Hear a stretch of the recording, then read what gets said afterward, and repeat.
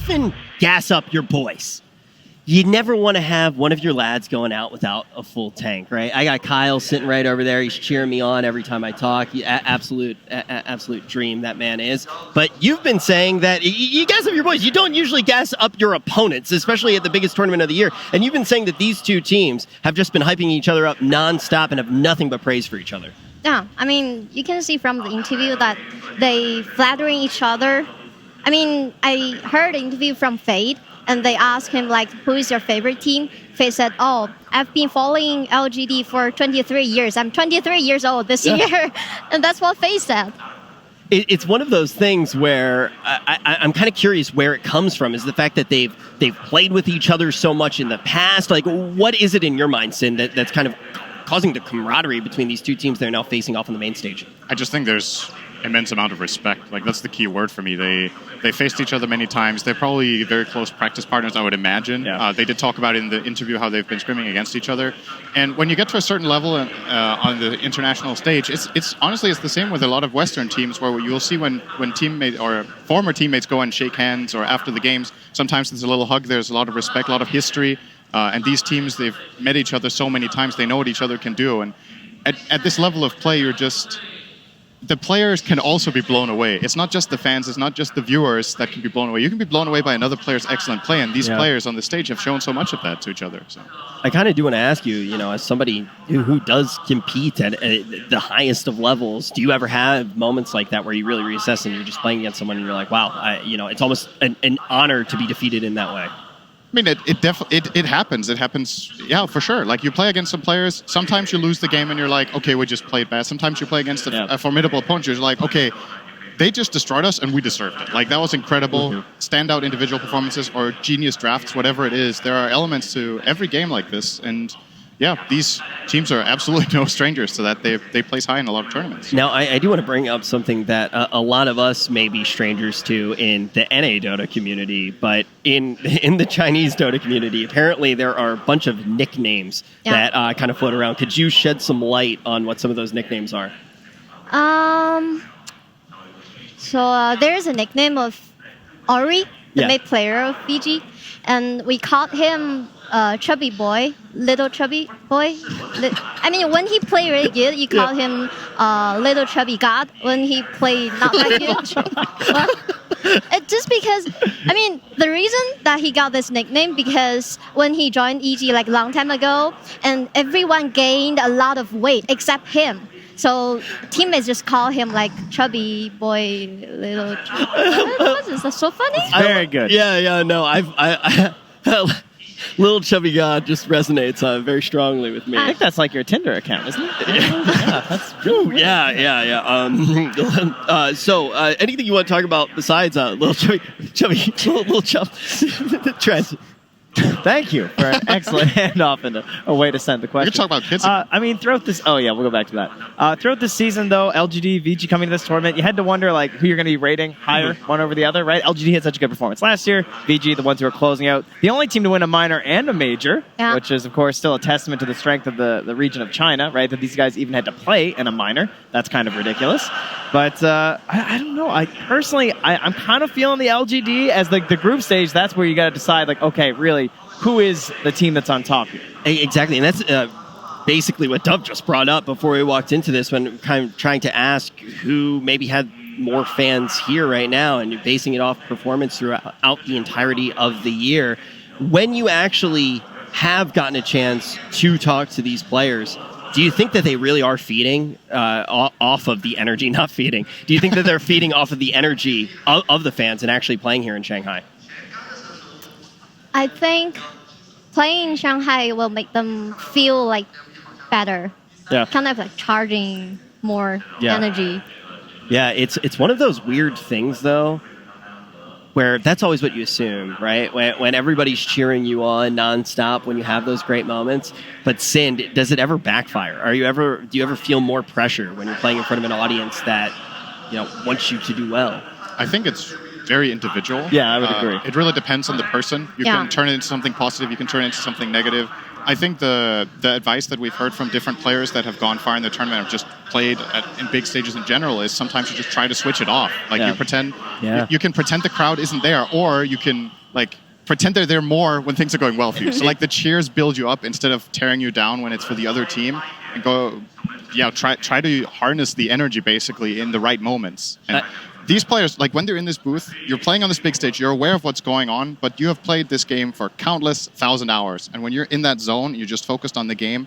You always look at what's the next play, what's the next move, and you try to concentrate on that. I kind of think the motto that we've heard from a lot of the players, not necessarily in these words, but is pretty much don't put that Aegis on a pedestal. Try to get to TI, treat it like another tournament. Try to just play a game of Dota and play a good game of Dota at that. And we even heard that in the secret interview. They were like, if we lose, we lose. And obviously that's not the mentality that anybody has at TI. I mean, you see those interviews when we're actually talking to losing teams. That is not the energy of the interview. It's pretty much the exact opposite. But if you can get in that willy-nilly YOLO mindset, you might be able to pull down a win. I mean, that's what people attribute to OG a lot of the time as to why they do so well. How many interviews ended in, guys, just, let's play some Dota. Just go out there, just play some Dota. Oh, just cast your spells, hit your spells. Everyone's trying to boil it down to the simplest thing that they can in order to execute up there on the main stage, because that pressure, as you said, individualistic, whatever, it's definitely there, and everyone's scared to make that mistake. But you got to get rid of that fear if you're going to make those absolutely ridiculous plays that we saw from OG last year when they took it. And we have quite a lot of examples throughout TI's history of teams that people don't think that highly of just getting on a hot streak. CDEC was a great example at TI5. People were like, okay, who are these teams? Yeah. Who are these teams? They just had a style, and they just played their style. They played fast. They went in there to do their best all the time. Didn't get too phased by their opponents. OG last year, they barely got fourth in groups. They just start rolling with it. It's when you get in that zone and in that flow, that's what you're looking for. And we're going to have to see who is going to be in the zone. We've talked about the matchup, but it's time to get it under the way. We have two Chinese teams going head-to-head. PSG.LGD versus Vici Gaming. Game 1. We heard a lot from the video series, and being able to get to know some of the players of Vici Gaming as well as LGD, what better way to get them know even further as talking to their competitors, talking to Alliance, Insania, and Bo3. Thank you so much for joining us. I know it's been a rough tournament, but we do really appreciate you bringing your analysis to this. You're pretty hyped for it, right, Insania? I know you're quite close with Fade. You could be supporting Vici Gaming here? Yeah, of course. I've become friends with Fade over the season. He's an amazingly cool guy, and on top of that, he's a very good Dota 2 player. So, yeah, I'm really excited to see him here doing so well. And, of course, I'll be cheering a little bit extra for Vici in the series. And I have to ask, going into this series, we know you've got some bias, but maybe, Bo3, you could be a little bit more impartial here. Do you think that Vici Gaming is still the top Chinese team, or has that group stage performance from LGD swayed your mind? I think that compared to throughout the year, Vici is looking a little bit shakier. Yeah. From watching them in the group stage, and especially watching them play earlier. So I would say that LGD right now feels to me like the stronger team, but I also think that both of these teams are incredibly close, and we played against both of the teams a lot in scrims and in tournaments. And sometimes you just get kind of blown away by their execution and how on point they can be. Yeah. So it really comes down to how well they play more than anything. Yeah. I think the cool thing about both these teams is that they're a little bit reckless, and when you play against them, you can feel it. You can feel it's not this controlled style that's very slow paced, where they're just going to slowly try to take control of the game. They want to let you know that they're better than you, and they play in that kind of way. So a matchup like this, where both teams are going to play kind of the same way, I think could be very scary. Either way, even if you might be the slightly stronger team going into the series, it doesn't really mean much. And what are you exactly expecting out of the draft in that regard? It sounds like we want to see some aggressive heroes on both sides, and we've kind of started with that in this Leshrac first pick into Centaur Rubik. I think both of these teams tend to pick a lot of control and stuns. They want to fight constantly.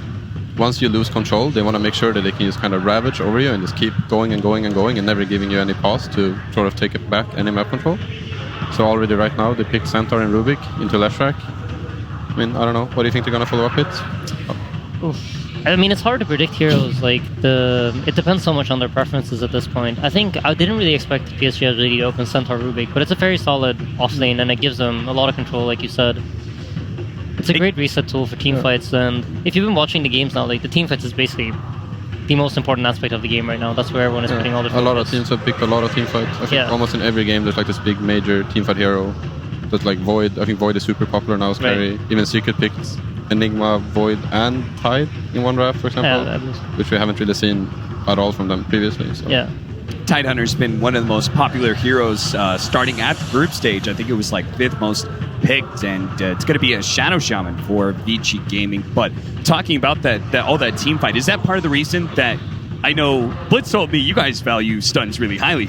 Oh, yeah. Told me that story about Mickey just literally counting the stuns. Like, is that just a general philosophy with you guys? Oh, for sure. I think it's the more stuns you have, like the easier the game becomes to play, right? It doesn't matter if you're playing against Sumail mid or if I'm mid, if we're both stun locked until we die. So, yeah, I think it just makes Dota easier to play. Also, when you're trying to control the map and you're trying to squeeze out the resources, if you have a lot of lockdown in multiple places, it's easier to control the space, right? But if you need always these 2 specific heroes to be in a spot in order to block the enemy team from farming there, then you're going to have to play a lot better and make sure that you read their moves a lot more correct, and it makes the game harder to play that way. Yeah. If basically any 2 heroes on your draft or 3 heroes can kill like anywhere, it makes sure that you force the enemy team to play careful. Yeah. But if you have a lot of heroes that can't really touch the enemy, I would put it, makes it harder to play the game. Yeah. So it sounds like you're talking about controlling areas, both when it comes to farm and probably bounty runes as well. Sure, of course, all these things, yeah. Just controlling the map in general.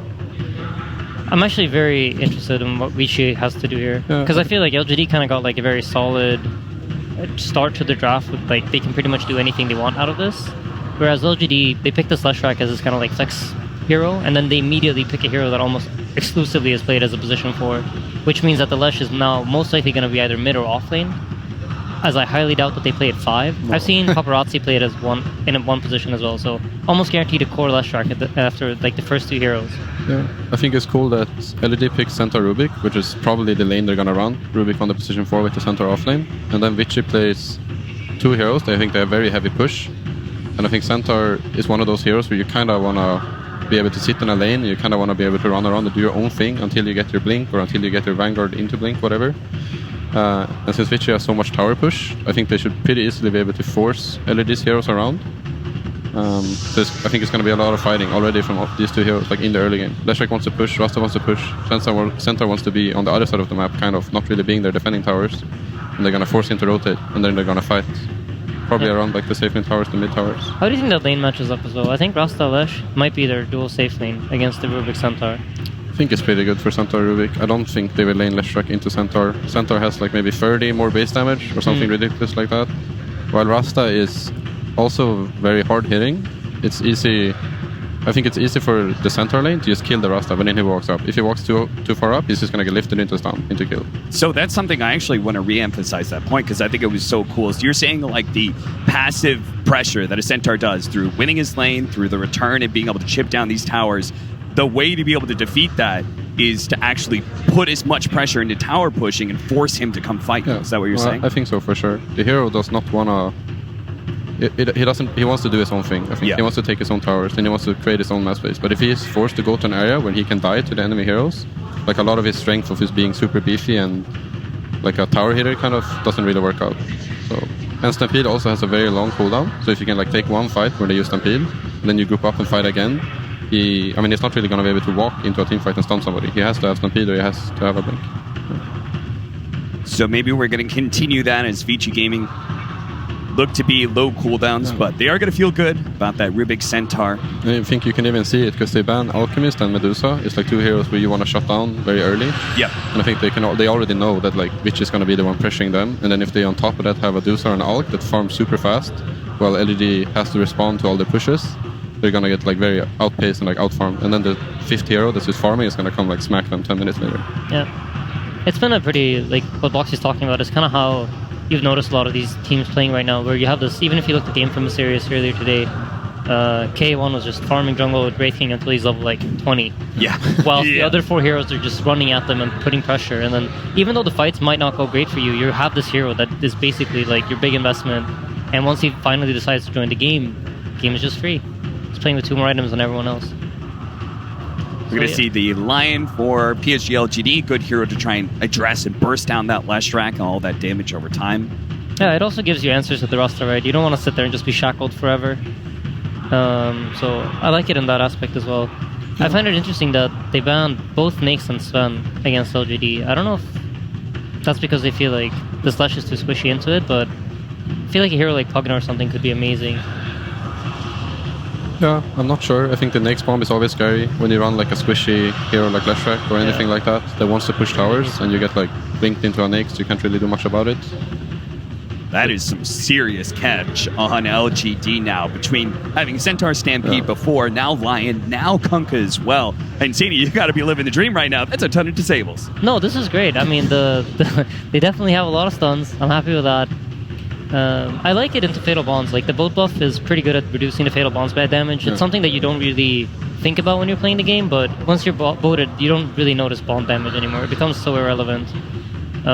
So it's a really good counter pick, and I feel like the thing is, these two teams must know each other so well, because a lot of the picks that they're picking aren't getting countered, I guess. It's more like they're just trying to build their own drafts. Yeah, they're trying to get their playstyle to work. Yeah. And I think that by picking like Lion and Kunkka, at least Kunkka specifically, you have a hero that very early into the game, he hits level 7, he has a lot of damage, he can like run at the tower that Leshrac, if Leshrac is hitting a tower, he'll X him, he'll boat him, he'll like whip him. That's already like 700 or 800 damage just 6-7 minutes into the game. So it's a way to fight back the So this goes aggression. back to like what you were talking about trying to give the Centaur his own game. You solidify a really strong early game presence like the Kunkka, and that'll hopefully free up that Centaur and not force him back. That's interesting. I think that both Centaur and Kunkka are very good at dealing with the skeletons, so I would not expect them to have picked Wraith King. But yeah, I mean it's kind of like the same thing with Alchemist and Medusa, I suppose, that he farms very fast in the jungle. I'm not so sure. I mean, he just seems to be a crazy hero right now. Everyone's been picking him, and it doesn't seem like people are shy about going late game with him either. The good thing about Wraith King, though, is that he's one of the few heroes that doesn't really care about getting X-comboed here or stun-locked up by Lion and getting fingered. So I can see like how they're thinking about it, but like Bo3 said, both the Kunkka Splash and the Centaur, just like nature of the hero, all of his spells are basically AoE. If you hit him, the skeletons kill themselves. I think it's like a hard hero for LED to go on, but they also have Lion, which has a very strong mana drain. So I think if Wraith King can kind of play it like Hector, like you said, farm jungle to level 20, get the mana, like remove mana cost of reincarnation, I think Vici is in a very good spot, like if they can manage to get there.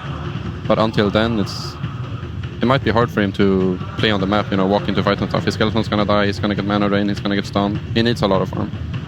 So do you think this Leshrac is going to be Yang's hero, or is it going to be Ori's? Like, I think it has to be mid. I think it's going to be Ori. Yeah, I think Ori's going to be playing the Leshrac. I just feel like it's more of their comfort. It most likely would have been Paparazzi or Ori playing it. Yeah, I think unless they pick some like super heavy counter pick right now, like Timber. No, I think like it's maybe Kunkka against Slash mid. I think so. But unless they pick like Timber or Slark mid and try to play off the lanes. But I don't really feel like Vici or LED tends to do those types of things. That's more like an Infamous thing where they want to play off snowballing. Right. So. Yeah, I mean, if Infamous was in like Vici's position right now, you could definitely expect the Slark to counter the Kunkka. You're absolutely right. It is going to be mid Leshrac last pick a bat.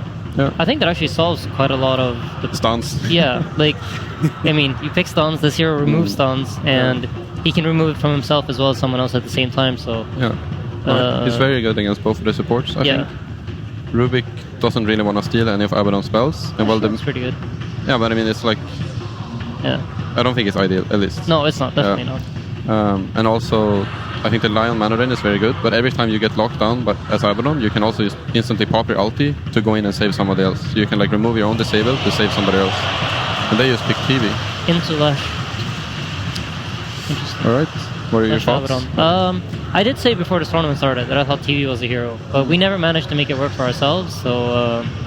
and they just picked it into Leshrac and Warlock, which I think are both very, very good against them. The upheaval of just keeping him in place, and the Rock to control this BKB, so...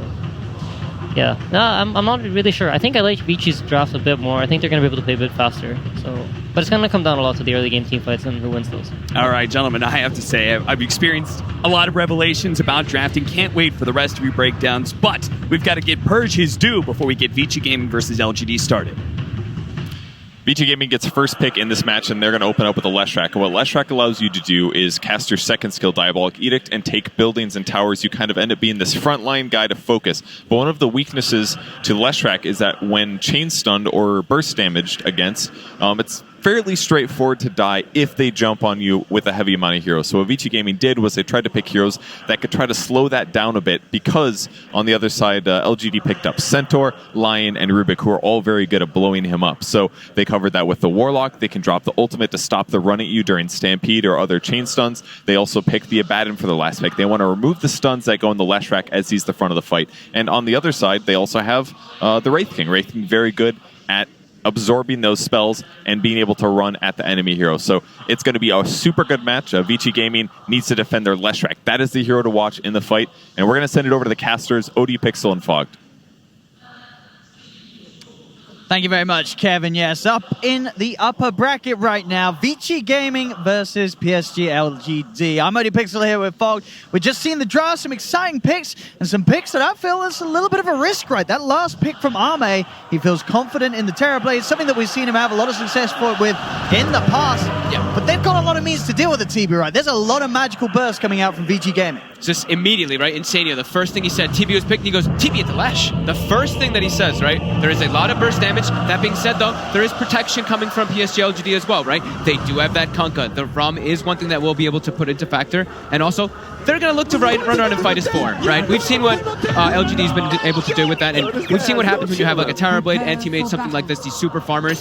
You kind of run around as 4 and put pressure on the opposite side of the map. And the TB, it gives them tower push. I think that's the thing that PSG.LGD was looking for, because they didn't really have anything besides that until that point. No, absolutely. You look obviously over to the side of Vici Gaming. They've got that ledge. They've got that Shaman. They're going to be taking towers like nobody's business. So that pace will be there from Vici Gaming's lineup, which may force Arme to fight a little sooner than he may hope.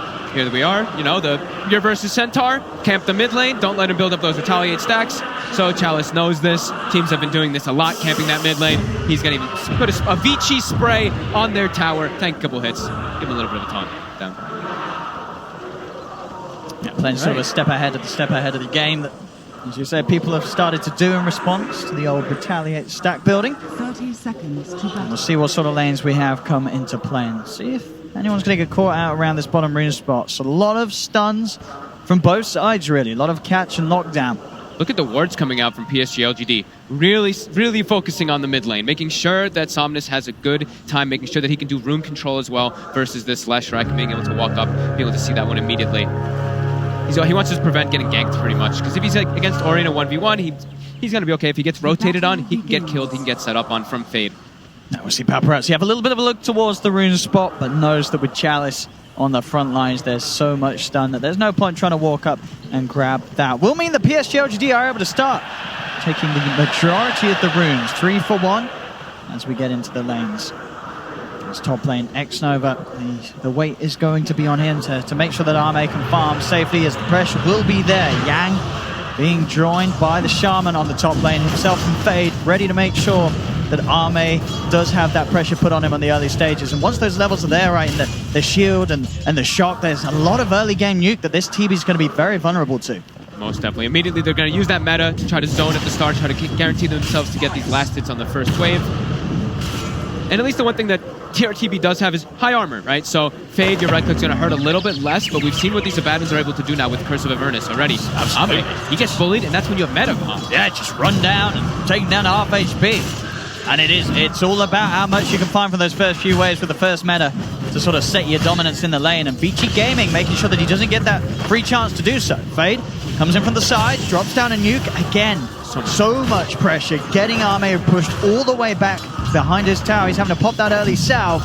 And this first meta isn't going to get him much at all from the lane. He's only managed to touch 3 creeps, 1 last hit, 2 denies. This laning situation from Vici Gaming is perfect to slow down the TB start. Yeah, super solid pressure lane. And they're going to keep going at it. They're just going to keep looking to put that pressure onto Ame, and they should be able to quite easily and continue to do so up in that top lane. So bottom, we'll take a look at this one, how it's been going so far. Looks like it's a bit of a trade for the time being. Once you start getting those level 2s on the Rubik as well as that Centaur, you can easily try to set up for kills. Warlock, more of a, as known, very defensive kind of support, so it's more just securing Paparazzi's farm.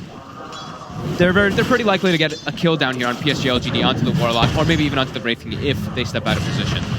So we'll have to watch FY, what moves he decides to make on the map as this Rubik, as he's going to be the one to kind of set the tempo for PSG.LGD in the early game. Shield ready as well. Fade's able to get that first stack going, in fact, but for their own benefit up top, as they'll look to try and pull it in, and eventually will have the nuke damage to clear it themselves. Make sure that they can just find so much from this top lane setup. Yang, free farm at the moment on the Abaddon, 11 for 2. Yep. I love that Xnova went for the mana drain. You don't really need Hex up in this top lane just yet because you're not going to really set up for kills. You're all about just trying to protect. Similar, Lion's not like a Warlock, but in this fashion you can at least try to help out a little bit more than some other heroes could. Just constantly burn down that mana. That's why really just camping in the mid lane here. Trying to set up for maybe a courier snipe, but it's coming out now. So we'll see. Look at the see clock, how patient he is. 250 is on the mark. It's probably going to be flying as soon as it gets No, you're right. FY realizes there's no point in sticking around any longer. Even if he does see it, he's not going to get it. So he backs away. The mid lane, still that slight edge for Somnus in this matchup. I guess sort of what you would expect to see this right early levels for the Kunkka. I mean, even as the levels go on, right, it's this beefy strength hero, hard-hitting, unlikely to be forced out of lane by Lesh alone. Yeah, it all depends on if you get hit by too many stuns, if you have a couple denies built up on the Lesh from those stun setups. Yeah, but like you said, high amount of physical damage coming up from that Kunkka, and you're not really at risk of dying unless another rotation comes in. And Ori's not really even playing the pressure lane too much. He's actually just playing it strictly to farm. He's not connected on a couple of those stuns onto Somnus. Somnus has been saving the Tidebringer every single time to secure himself a last hit on those range creeps for himself.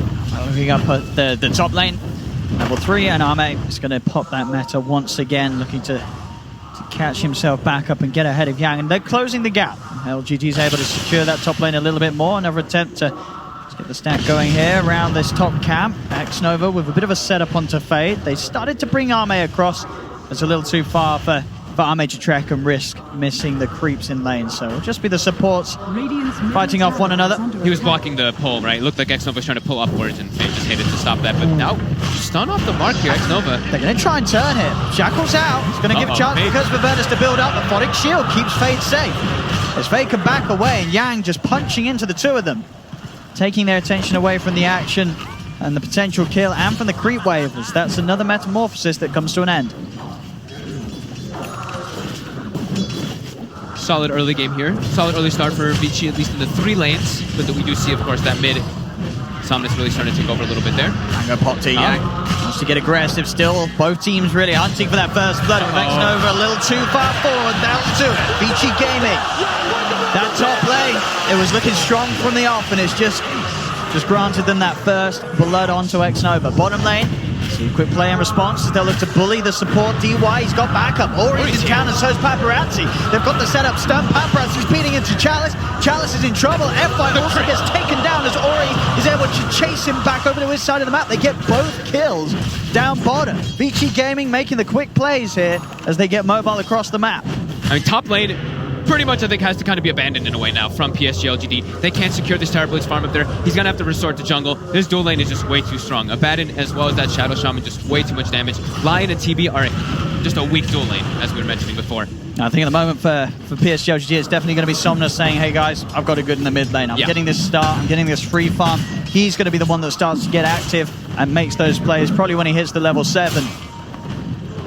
And we'll look to respond to these aggressive moves from Vici Gaming in the side lanes to make sure they have the firepower to turn them around. I think he has to look for runes now, though. We see bottom, when the Lesh was able to get that haste rune, you know Lesh is going to go for a bottle. That's why we saw them ward earlier to set up for that. So Somnus, or at least the supports, have to ensure that they can block out those power runes from the Lesh. They will be able to there, taking out at least a regen rune. Have to be super careful of all those rotations that can come out quickly. As the Lesh has set up in the side lanes, the Wraith King stun as well as the Shadow Shaman will probably be in opposing lanes for Ori to make those rotations. And eyes on mid. Here's PSG.LGD bringing the 2 supports here to try and put the pressure on. Fade did show Ori. Now going to come back out towards the creep wave. And as you can see already, FY's left the area. This is a hard catch to get. He's going to step back over as it's Vici Gaming that begins to jump forward, looking for the Kunkka. He's tanky, but is he actually tanky enough? He's taking so much damage here. The boat's not going to be in time. Xnova finally comes in with a stun, but now Vici Gaming, they've brought in more. PSG.LGD have to back off, as that was a bit of a bold attempt from Somnus to step up, and as it seemed, as I said, FY had already started the walk back to top lane, and Xnova wasn't quite in there quick enough to help him out. Vici is incredibly ready for the rotations right now. You can tell they're looking at the 5-minute mark, or 5-minute catapult wave that was coming in. They made sure, like you said, they collapsed onto that mid lane. As soon as Somnus steps up, he's an easy kill for those two. The Leshrac, high amount of magical damage. If you don't get your rum off early, you will definitely get brought out by that one. Ame, though, he'll be like, okay, cool, thank you. At least alleviate some space, alleviate some pressure that's coming onto me, and I'll be able to farm a bit here. But immediately, Ame is going to step up, and Fade is already up here with Yang. Yang's more than happy to dive now. He's hit the 6, he's got the borrowed time. They'll get straight in onto the Terrorblade. Right behind the tower, he goes, Ame. Won't dive any further, they'll just opt to continue to put this pressure onto the tier 1 tower itself, and they're bringing in more. TP over from Ori, ready to join the push and make sure that Ame cannot turn back into the lane. He's already TP'd over to the shrine. He knows that it's time to hit the jungle with the Wraith Bands. This lane is well and truly over, and Vici Gaming, with this pressure, should be able to find a very early tier 1 tower. And we're going to see them do a lot, right? That's what their draft is about. Like Insani was mentioning on the draft panel, you look, they have Edict, they have Shadow Shaman. They're going to want to just keep running at these lanes and pressuring the towers as early as possible. Constrict the max versus that Terrorblade. They know that PSG.LGD is going to be playing mostly 4v5 in this game. Sure, they have a Wraith King, but Wraith King can get more involved than a Terrorblade in the early stages of the game, because at least you have a stun, while TB is not really going to contribute too much of anything except for like a reflection, which you don't want to be walking in to do versus the Leshrac lineup. They will feel a little sort of safer across the map, Ame, as well, now that Chalice has hit that 6. He will at least have that Stampede to offer any time they start to sense Vici Gaming closing in the gap. They will have to be quick, of course, still that lockdown there from both the Lesh and the Shadow Shaman that they have to be wary of. It's Fade, as you can see once again, just sat behind Paparazzi, making sure that if any aggression comes out, they'll have the backup. Yang starting to see if he can take a little bit of the jungle away from Ame. Ame coming back across and still near that shrine. Yang just have to be a little careful. But I guess every time he has the borrowed time up, he feels very confident, right? He can go over here. If there is going to be support rotations and backup coming the way of Ame, it's only going to open up the other 2 lanes for Vici Gaming to get that pressure and keep that pace up. Yeah, they're just Vici's just mostly trying to play fast and keep the pressure up, like we were saying. Like PSG.LGD, they want to play the farm game much more so in this one. We even see Somnus, like we saw Chris Luck doing actually on Infamous. He's just farming Ancients as the Kunkka right now with his Tidebringer. He stacked them up a couple times, so did his team, so he's going to be able to clear those out at an okay pace. Yeah, aiming for the double bracer Radiance this game. We've seen a few Kunkkas go for the double bracer Halberd. Is there a reason why this game sort of fits this build better? I think, actually, I'm trying to think of a good reason for it. I mean, it's good versus the Wraith King, right? He just has the evasion. It's always going to be nice versus the skeletons and everything too, and it gives him a big scaling potential. I think that's what he wants, because I did see the Halberd builds.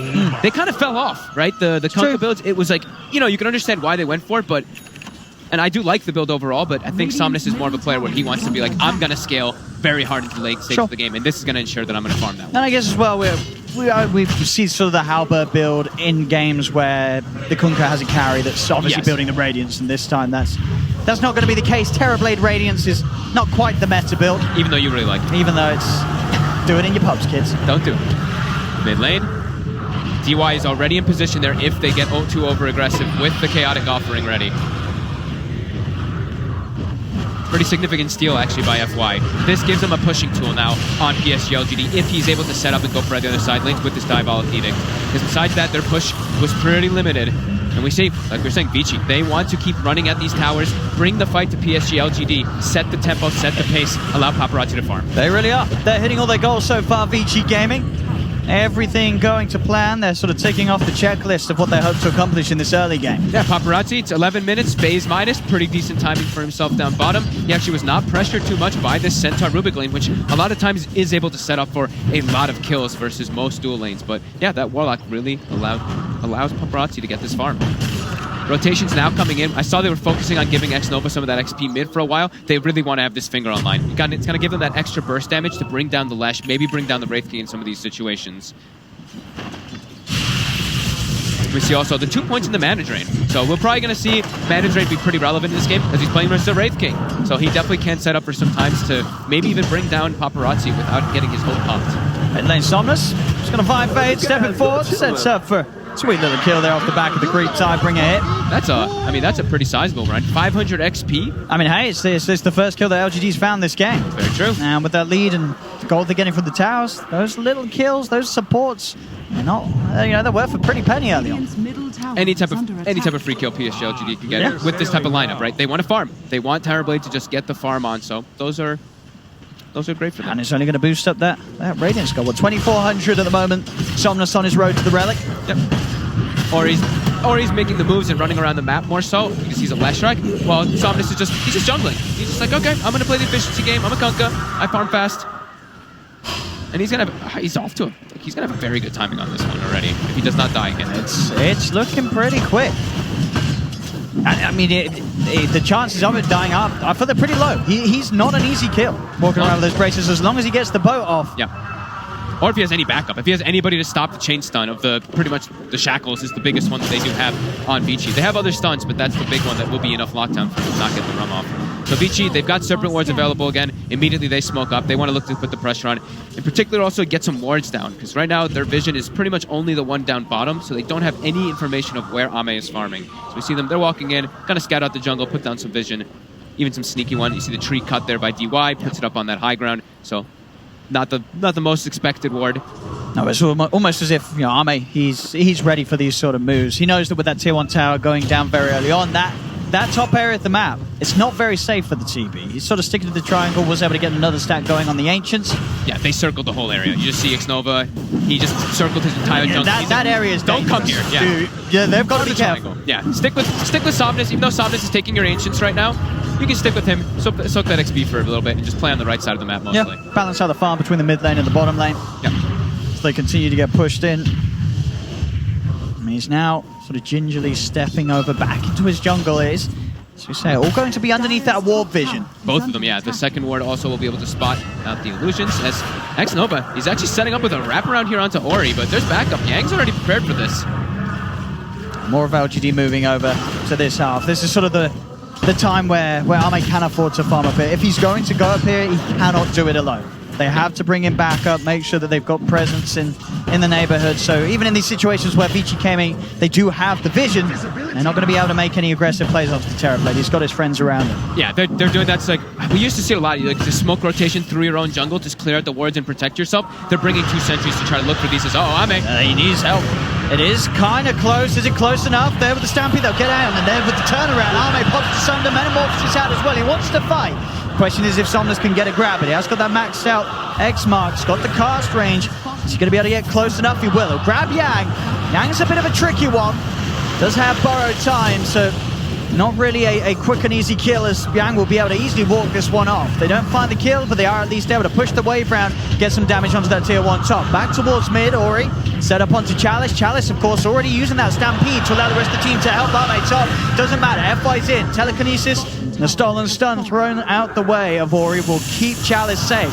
Immediately Vici, they're going to respond. They see the aggression happening top. They lose their tier 1 top tower, but they want to make their own move. But the glyph is popped, and these wards are going to get cleaned up, but they should be able to get a little bit of damage here on this tower. Fate's actually just hitting Somnus with them, so not going to get too much damage on the tower here at all, actually. And Somnus will be able to clean these up. More gold. Big movements for PSG.LGD there, clearing out their jungle, getting that opportunity top. If they can get any type of tower early in this game, it's very significant for them. As Radiance is pretty much done. It's a very quick one. It's a fast timing from Somnus. Xnova was not able to find... Okay, he actually only used one of the sentries on the ward. Actually, no, he's just holding on to them. So he didn't even look for the wards that were placed inside their jungle. So that tells me they don't want to be playing on that side. That was just a quick sweep through earlier to make sure and guarantee that Ame could get that farm. And then now they're going to play on the bottom side again. So you say, do you like that sentry ward bottom? It's just shy of catching the ward of Vici. So Vici is going to be aware of this movement down here. That's true. It was just right next to it. That's a very clever ward there by Vici, as we've seen a couple teams do. Yeah, LGD unlikely to find anything big in terms of kills, but at least they can start to push onto that tier 1 tower. They've got 4 heroes down here looking. Both of the sentries are literally right on the edge of catching that ops ward down bottom from Vici in the lane. Radiant's bottom tower is under attack. There we go. That one right there. Yeah, there we go. Now we see it. Spots on point from Vici. It's such a nice ward there. It's going to catch out all that rotation like we were saying for PSG.LGD. They will lose their tower, but they know immediately because they saw the rotation coming, they can do this up top. They can put the pressure on the tier 2 tower themselves. And so are we liking the Greave from Yang this game? He's got the Midas running. Oh, he went for the Midas as well. Okay, cool. I think he wants to be able to scale super hard into the late game too. They look at the PSG.LGD draft and they're like, yeah, you know what? Both of us can go into the late game and probably be able to take it, either one of us, depending on how the fights go. So he wants to also be super farmed in this game too. That is pretty crazy, right? That is very 1k high. lead, sure, I guess. As you always tell me, Dota Plus, it really favors taking towers. Yes, they did take a tier 2 top, but 73% probability that this match goes the way of Vici Gaming. It feels like it's hard to call, right? We are 17 minutes in. It's only 4-1. There's not that much of a net worth difference. Sure, I guess losing the tier 2 top sucks, but does it suck that much? I wonder which hero it also really likes on the side of Vici. I know it likes Wraith King a lot. Doesn't like Abaddon. It might like Abaddon and Leshrac also a lot, so. Maybe it just likes Midas's. Maybe it just likes Midas's. His bottom, Paparazzi. They're trying to bring him down. He has mana. They will just use the finger to pop the ulti. But it was a level 2 ulti, so it's only that 2 minutes instead of the really long cooldown of like the 3+. Let's look at that efficiency. Very nice. 98%. Grant would be very happy. So Radiance is both about to be online, right? Paparazzi almost having his. But now he does not have Reincarnation. So we probably will see PSG.LGD look to make an aggressive play here. As first, they're going to scout up for some wards. And they will find this one now. Starting to reclaim some of the safety of their jungle, which is of course going to be hard to do so without those 2 towers standing up top. Such a quiet game though, 4-1 only. I mean, I feel like the lowest kill counts. You kind of expected it coming into this match because you know that for both of these teams, there's quite a lot of pressure. There's a lot of people in the stadium watching, and this series, you know, whoever wins this, they're instantly going to become the crowd favorites, right? This series, who's going to be the one that the local crowd's going to feel most confident in taking them all the way to the finals and all the way towards that Aegis. Whoever comes out on top here, that's your answer. Yep, more than likely. As both teams not really crossing the river too much, just a little bit of fear of doing that. As Ame, he's gotten away with, he's gotten away with murder in this one, right? He's 207 last hits. He has treads for Wraithbands and his Manta, level 14. He's not really been pressured too much from Vici after this early game where they got a good amount of map control. They haven't been able to find him. That being said, though, Paparazzi, of course, is matching that farm, even ahead of that. So we have a very, very close one here. Golden XP pretty much 0. Runes are up in 30 seconds. We may see a little bit of bloodshed around there. PSG.LGD, they have their Blink and they have a full Crimson Guard finished on Chalice. That could be a pretty big timing for them to go look for plays. Surprised he didn't go for the pipe first. I guess he just wanted to have his own tank ability for himself versus just the right clicks. But yeah, they're versus that Lesh, so that pipe definitely going to be really important for him to protect his allies. And of course, the BKBs, the next big timings, PSG.LGD. If they're able to get those online, it's going to be pretty critical for them versus Vici's draft, who they have a Lash. So once that BKB is online, Lash's damage potential just gets chunked down quite heavily.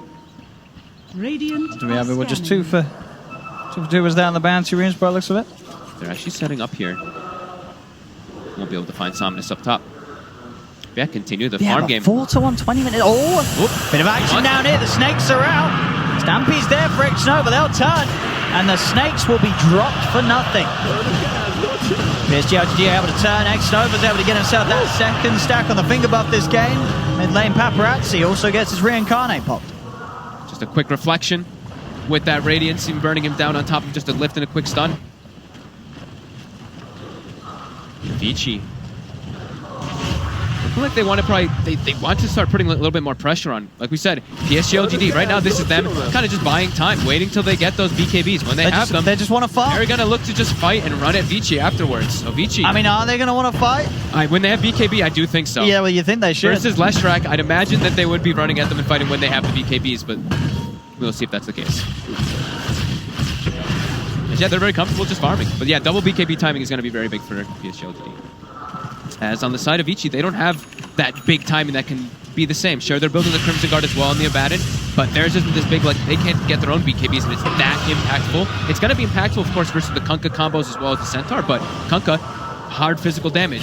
Same thing with Terrorblade. Vici, they don't have that same physical damage coming out on their side just through those BKBs.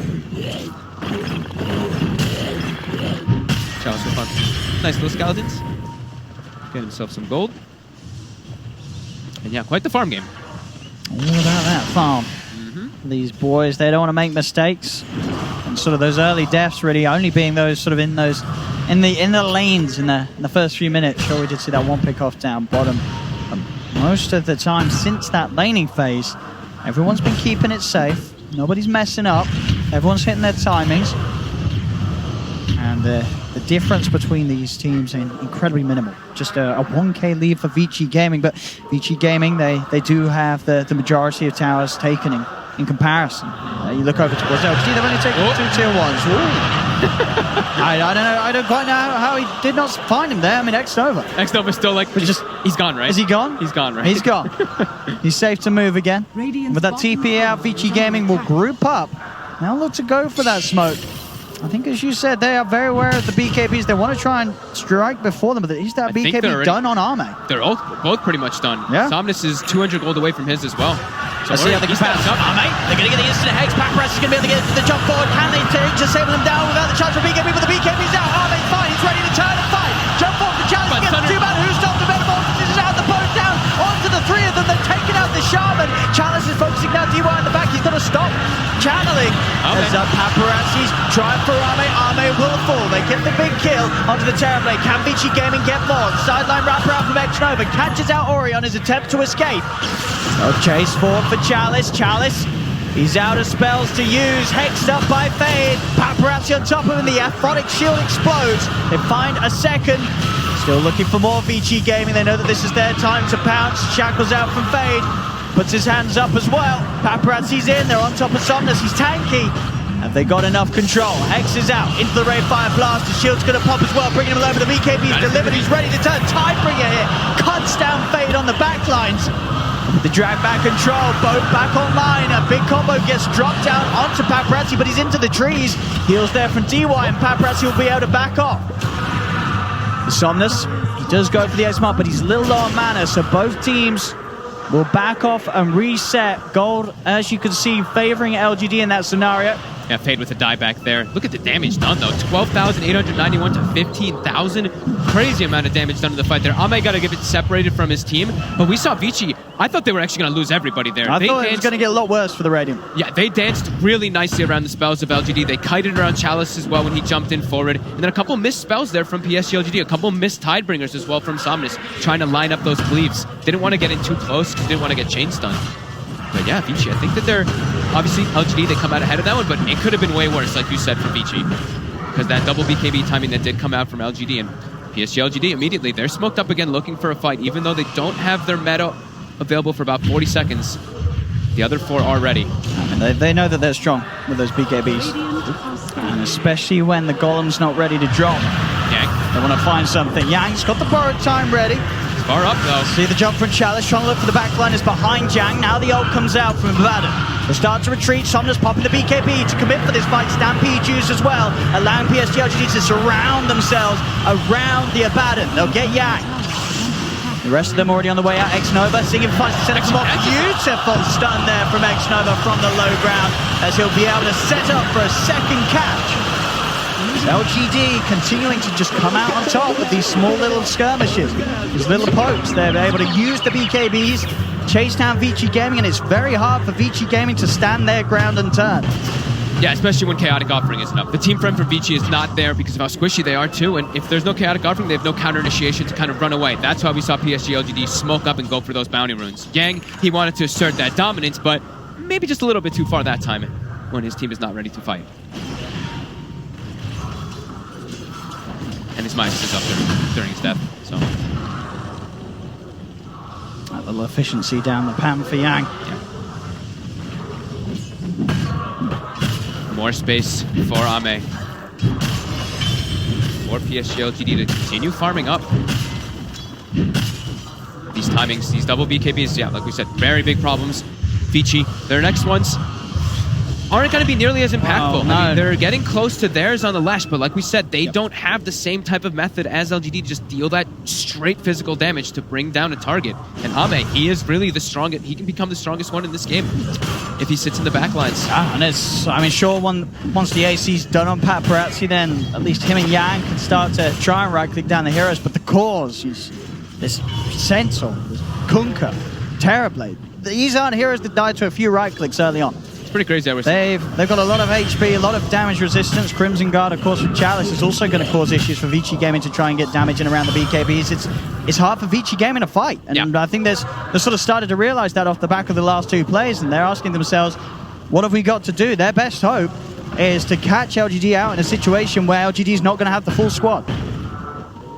They have to get a good Fatal Bonds as well, but that BKBs will always be the problem. It's actually, I was going to say, it's pretty crazy. I'm looking at items for both teams, and we have like mirrored items coming out. We have like the Crimson Guard in the Abad, and we have the Radiance into the AC onto the Kunkka, which is also being built by Paparazzi. So they're both kind of going for like the same exact item builds on both sides on each heroes. Radiant's middle tower is under attack. Yeah, PSG.LGD looking to fight. They're feeling a big power spike coming in after these last few moments. In the build-up in this game it's been quite phenomenal so far. Just only 6 to 7 at 28 minutes in. I mean, this has to be sort of one of the slowest build-ups in a game we've had so far this TI. Just Chalice will get used up as Stampede. First, he's just going to protect himself, holding onto it as long as possible with that Crimson Guard and Pipe. And he'll be able to disengage. PSG.LGD, they just have better forms of initiation as well in the fights too. Vici, they have great ways of counter initiation with that Warlock and also with the Blink Dagger of Paparazzi, but PSG.LGD, they have a very comfortable hold right now. So it looks like AC was finished, so AC Blink for Paparazzi. And they're looking like they're going to try to use this timing to get something themselves too. Constant D-wards and constant trying to control the map. PSG, they're smoked up. Let's jump. Chalice. Judge Paparazzi. Stun gets removed by the Aphotic Shield. Paparazzi tries to look to turn. The boat comes crashing down towards Fade. As Fade's dragged back into his death. They'll now turn towards Yang. Yang still has the ult at the ready. X-Mark back, but out comes the borrowed time. Paparazzi's in, but the chainsaw comes through. Ori puts the BKB. He's trying to bring down X-Nova. Finds one, but the finger's already out. They pop the reincarnate. DY is Golem punching away at Somnus, but Somnus and Chalice, they're so tanky. Arme as well. BKB's out. They cannot kill these cores, Vici Gaming, as they've got to try and get away. They cannot escape. As Chalice's right click brings down DY. And these fights, even though the net worth's even though sort of the items are pretty similar, it just seems like Vici Gaming cannot come out on top. They cannot kill any of PSG.LGD's cores. They just do not have the damage output to match the resistances that they built up on LGD's lineup. It does feel like Vici, they had to play a little bit faster in that early game to shut down these BKBs. They're proving just to be so problematic every single time. BKB gets popped and they have nothing. They just have nothing to deal with those BKBs when they do come out. Sure, they have the Chaotic Offering, but as we've seen several times, they just turn and kill the Golem. Yeah. The Kunkka just turns, hits it a couple times. Yeah. Same thing with Ame. It just dies pretty quickly. It really does, especially when that meta's up. Yeah. The Golem doesn't stand any sort of chance. All it is now is sort of a glorified setup. It's no longer that sort of damage that persists through the fight as it's taken out. Okay, they're trying to get the Rose Share, and they're doing it pretty fast. There's no meta available for Ame either. They're heading over. Ame's going to scout it out with the illusion. He's got a full Scud. He's ready to start a walk into the pit. They'll throw down the torrent combo. Can anyone get in there to go for the steal? Roshan still being focused by the Serpent Wards. Some people. It's slowing them all down. Chalice trying to step forward. He's going to have Stampede back up in a second. BKB's popped by Ori as he looks to push LGD away from the pit. Paparazzi getting brought down low. Roshan nearly turns to get him off. Roshan finally falls. Ready to grab it. Ori's going to be able to secure the Aegis. Can they win a fight with the Aegis though? That's the question. They've already killed off Ori the once. Chalice on the sides, locked down by the shackles. Will fall. Vici finally able to get a core out of the lineup of LGD. They've lost the Aegis. They've lost the reincarnation. They're going to try and chase. X-Nova's there. Arme is obviously the dream catch. Get the support. Will they get Armes into the trees? TP out. Will be successful. Whew. That was a scary one there for Vici. If they weren't able to get that Aegis actually picked up there. They took advantage there, right? Their mana was down, try to make some type of big heads-up play. Even though we don't have Chaotic Offering or anything like that, we have to try to make something happen, because like you said, the fights were not looking good for them. They needed to have something else extra for themselves. Got a little scary too, because FY stole Fatal Bonds there toward the end. So we can see, I mean, it was so close to maybe going the way of LGD, that Roshan. Chalice so close to the pit. and being able to make a move, but Ori, good commitment with the BKB, forces the majority of LGD away from that pit so they can get back in, make sure they grab it. Stuns out from Ori, I believe, onto Chalice just as the Roshan falls, so no chance for Chalice to try and go for the pickup steal. And it's a little bit of light, a little bit of a promise there from their lineup. Absolutely. Being able to kill off Chalice, but they do have to expend the Aegis for it, so now there's no Aegis to really make a play around with. It does bump them up a little bit in gold advantage, 2k lead now. Dota Plus still feeling confident with the lineup of Vici Gaming, despite what really does seem to be this flaw with their sort of heroes in the head-to-head matchups down the line, as even with that Roche, even with killing off Chalice, it doesn't seem like the game's going to get any easier for Vici Gaming. If anything, it just looks like it's going to continue to get harder. Arme's just continuing to grow. The one thing they will have in favor, though, is that these BKBs were picked up very early. So those BKBs will tick down to the 5 seconds pretty soon. It's a 6-second one already on Somnus, and I believe a 7-second one on Ame. So that's one thing they do at least have that can start to turn inside of those fights if they are very heavy magic damage focused. And now an item that I think is really important is Yang having a Lotus Orb, because I saw in a couple of these fights, he doesn't want to shield himself all the time. He wants to be protecting people, and every time a reflection gets popped, he actually just gets silenced. His own illusion just keeps beating on him, and then he gets silenced for the majority of the fight. So having this extra tool to be able to remove that is going to be important for him. Trying to have a bit of a poke on Yang, see if they can bring down the watch. In fact, the wraparound there on the back, they've managed to get the jump onto Ori, but the turnaround comes through. Fade has the shackles onto Chalice, separated for the rest of the team. X-Nova offers up a stun, and that'll allow Chalice to get away with the Stampede. BKB's out from Vici Gaming, but Arme steps straight to the back with the Metamorphosis, takes out Fade. Their buyback comes out from Fade. They want to try and turn this Vici Gaming, but with the borrowed time already used, Yang falls. The tier 2 is taken. The way they took the fight, they saw the Glimmer Cape come out from the Warlock. Ame just cuts into the tree lines there with the Kunkka. They kill DY. DY has to drop a defensive rock on top of himself, and then from there, PSG.LGD has full control of the fight. They've got a good amount of duration left on the Metamorphosis as well, so they can just walk up to the high ground. Yang is 200 gold short of buyback, so they cannot bring in the full team to offer this any sort of a defense. That's a Rax. As 34 minutes in, PSG.LGD, they'll walk down the bottom lane. They'll take a very simple, clean melee Rax. There's just, even inside of the fights too, just looking, there's just so much damage mitigation coming out. You see the Abaddon, sure, we were talking about how he's matching the build of Chalice, having this Crimson Guard and all that, but between Crimson Guard, Pipe, and the Rum, I'm seeing heroes on the side of PSG.LGD just get tickled. They just don't take any damage. Wraith King is hitting the Centaur, and it's doing like 100 damage, maybe something like that per hit maximum.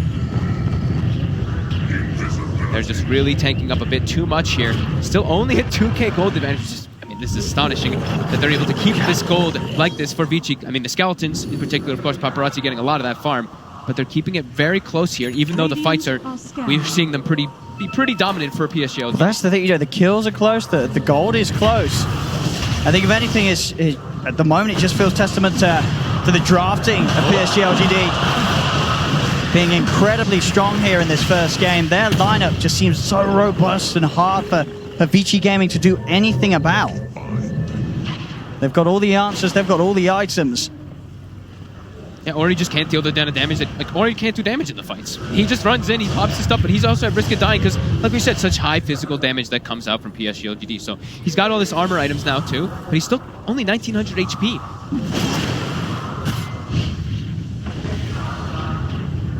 Off the back of these objectives, and time being given FYs, just 200 gold away from having Aghanims on Rubik, so you can expect these fights to continue very thick and fast. The amount of spells FY is going to be able to get out. Yeah, he's got in. I mean, he's been stealing shielded quite a bit here. He's also taken a couple stuns from the last strike in some of the fights. Nothing like super flashy in this one so far here, but he's been just doing his job of sitting behind, getting decent spells to at least protect people.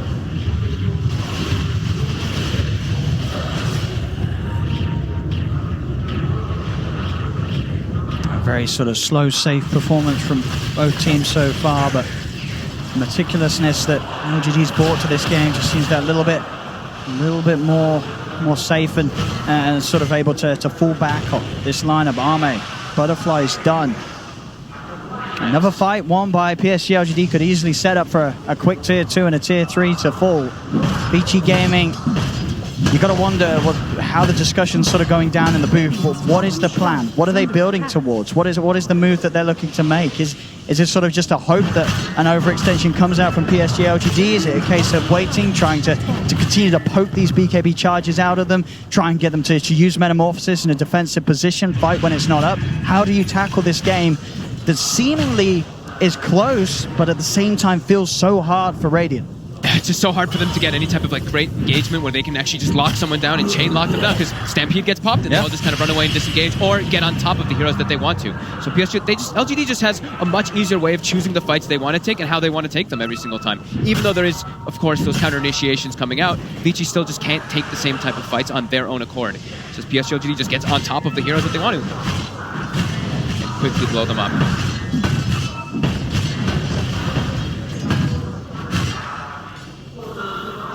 Paparazzi trying to amp up that damage. Bloodthorn's what he's hoping for. Will take him a fair bit of time, Ori. Shiva's Guard Gold is nearly there, but the speed that LGD push, you've got to imagine that Vici Gaming is going to be holding on to those buybacks. Smoke on smoke.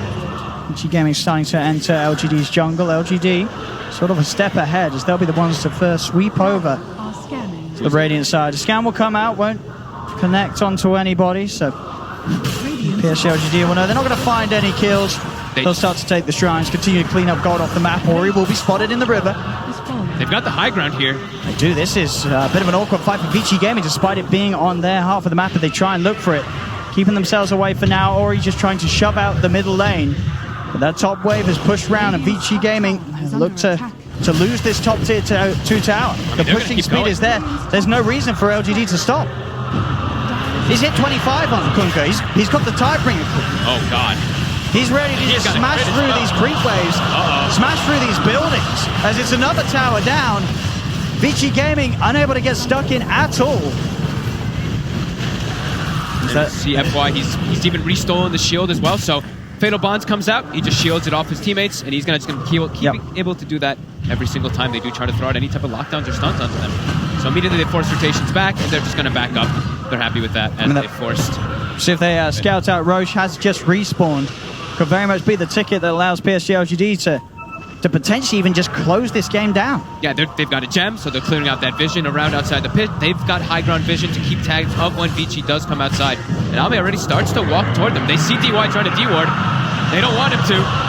That's the one threat that they want to get out of the fight. Make sure there's no bonds, make sure there's no golem. There'll be a buyback coming out for DY immediately as the fight will continue. Yang is the focus for now, starting to stand himself in between himself and Ori, making sure Ori can get out the ward to drop, but Xnova's able to force himself out as the Serpent wards will pretty much do nothing at all. Xnova able to turn with the stun on a Paparazzi. BKB now popped, Ori and Fade making a move straight towards the squishier kills. They'll get Xnova. He also having buyback ready, turns straight back towards the fight. They'll get towards FY. They've killed the 2 supports. Now can they get the cause? Ame, BKB's pop, Metamorphosis is out. This is where the difficulty gets stepped up for Vici Gaming. Can they deal with this Terrorblade? Glimmer K buys DY some sort of safety. Yang turning towards them, looking to push them back. The Fatal Bond still upon the 4 of them. Torrent onto the 2. PSG.LGD starting to back up. This would be a huge kill if Vici Gaming can find it. The stone control, it's there. The shackles, they've found him. They'll take Ame down. Vici Gaming finding the big bounty. An instant buyback though from Ame. He wants to keep bringing the fight to them. Even FY bought back and Xnova to try to join over there. How many buybacks total was this? Like 6? 1, 2, 3, 4, 5. Okay, 5 total buybacks coming out in this game. There's Vici. They punch back on top of their shrine there. And like Roche. Roche is available. It is. Paparazzi. Is anyone going to die back? That's the question. This could be a turning point in the game. Ame has to be careful. There's no meta for 68 seconds. BKBs are at the ready. You've got to push for this Vici Gaming. You know that this game is a rough one. It's a tough one.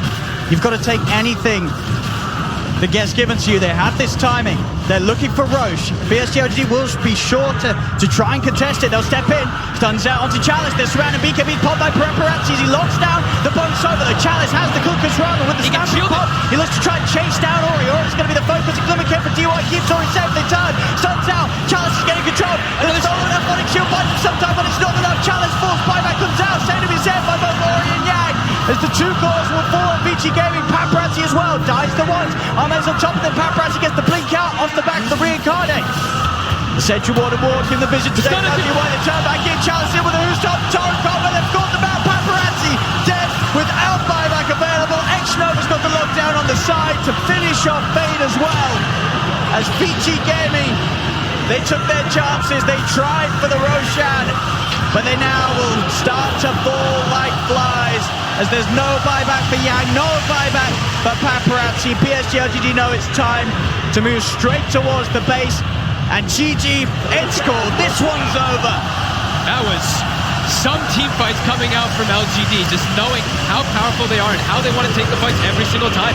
This Centaur seems so crucial to me. I know Sabis had this amazing game on the Kunkka, just getting these constant cleaves. His damage is going to be probably through the roof on the Kunkka, but just being able to pick and choose the battles every single time. I mean, they always found the right targets that they wanted to go for in the fights. DY was struggling so hard to find positioning. This is sort of the terrifying PSG.LGD that you expect to see here in the upper bracket. No messing around, no mistakes to be made, no overextensions. Knowing the exact limits of their heroes, their draft, and playing in a way that it just seemed unbreakable. It was from like the 15-minute mark onwards, we were asking ourselves, how do Vici Gaming even stand a chance? Yeah. The BKBs, the timings that came out, it did feel like Vici, I wanted to be a little bit more aggressive, get more done during that laning phase, get more towers down so they could have a bigger advantage going into this mid game. But PSG.LGD, they got those BKBs, they took excellent fights, they used their buybacks really well, and they did not allow Vici to actually get that big advantage that they probably wanted to have in this game with this Leshrac, with the Shadow Shaman push lineup. A solid performance all round from PSG.LGD as they look very clean cut coming into this series, taking game 1 against Vici Gaming. And so going to have to be some serious changes in the drafting, I feel, if Vici is able to stand the chance of taking a game off the big boys of China. PSG.LGD taking the lead in this series. LGD really did look fantastic there, and to break it all down, we got Sin, we got Trent, and we have Dendi. So we got to take a pretty big look at everything that went on here. Vici being one of the very dominant teams this year, Sin, what happened that allowed LGD to get so far ahead? Well, it took a while, first of all, and Yep. I think yes, Vici has been one of the greatest teams of the year, but they also, toward the later stages of this tournament, and even in the group stage to an extent, have looked weaker, in my opinion, than LGD overall. So I was a bit surprised with how close this game was for so long, but Vici Gaming, I think their lineup was a little bit inferior in the playstyle that the game ended up playing. If you remember, the Dota Plus was favoring Radiant by like 3-1. Yeah. It had really high tempo that it could perform. Wraith King, Shadow Shaman, Leshrac, they want to push towers and take control of the map, but LGD managed to slow them down. They got BKBs, and then it became a game of can't die versus can't die, but we can die for a bit longer than you. Cannot die for a bit longer. Cannot die for a bit longer than you. Killing it. English. Yeah. Oh, okay, I think I understand. Dendi, when you look at these two teams, though, what do you think? Do you think that LGD overall is the stronger team? I don't know. For me, those two teams, actually teams who can take the royal thing. They can win this tournament. And looking at those two teams, it was like, I don't know, looking in a book of Dota, you know, it's so polished, it's so beautiful Dota to watch. And both of them played brilliantly. But yeah, it was getting harder and harder for Vici to break through LGD after the game got a little bit delayed. Like Sindren mentioned, BKB was actually a big problem for Vici. Yeah, the book of Dota, I like that. Yeah, the honey badgers and the bears. Dendi, you're all about the nice way of explaining it to everyone. And I mean, it's very nice having you on the panel. Actually, I heard Rich was so excited to have you on the panel because he already told the story about the first time he actually he met you. Because he was so excited that he ruined one of his favorite pairs of pants, I believe. Thank you, guys. While you're here, actually, if you don't mind.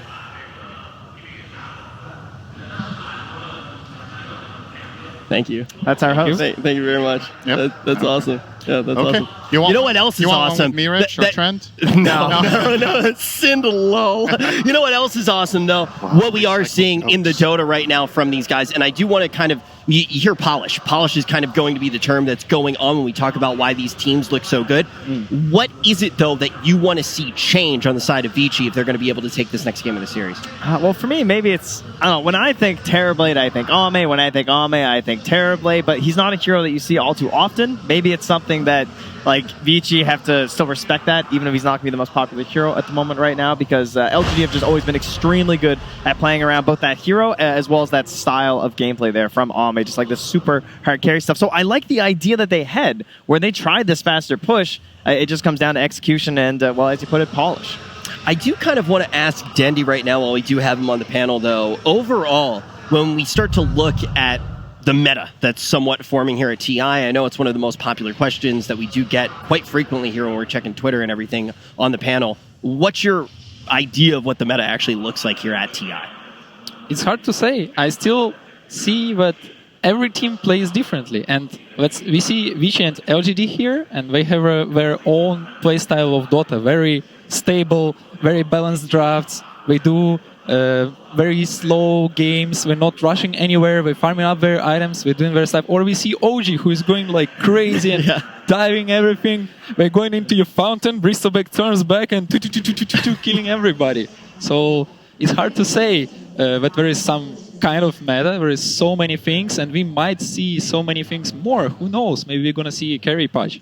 I do think there's something that I've noticed across the tournament that is a bit more prevalent than before, and that's the idea of having a clear frontliner. And I think that's the reason that a hero like Centaur, I think, was integral to this game. That's the kind of hero that you might want to ban out or look into the next game of how you're going to approach solving this problem. Good to rally around, yeah. Another person who's good to rally around is definitely Slacks. Luckily for us, we get to take we're going to take a look at what Slacks was up to. Thanks, guys. So, Casey, as we learned earlier today, you have secretly been studying some Mandarin. Yes, a little bit. How much? 2.5 months or so. The basics. That's really great, because now I know that we get a wonderful translator for free. Casey, we're going to do a nice interview.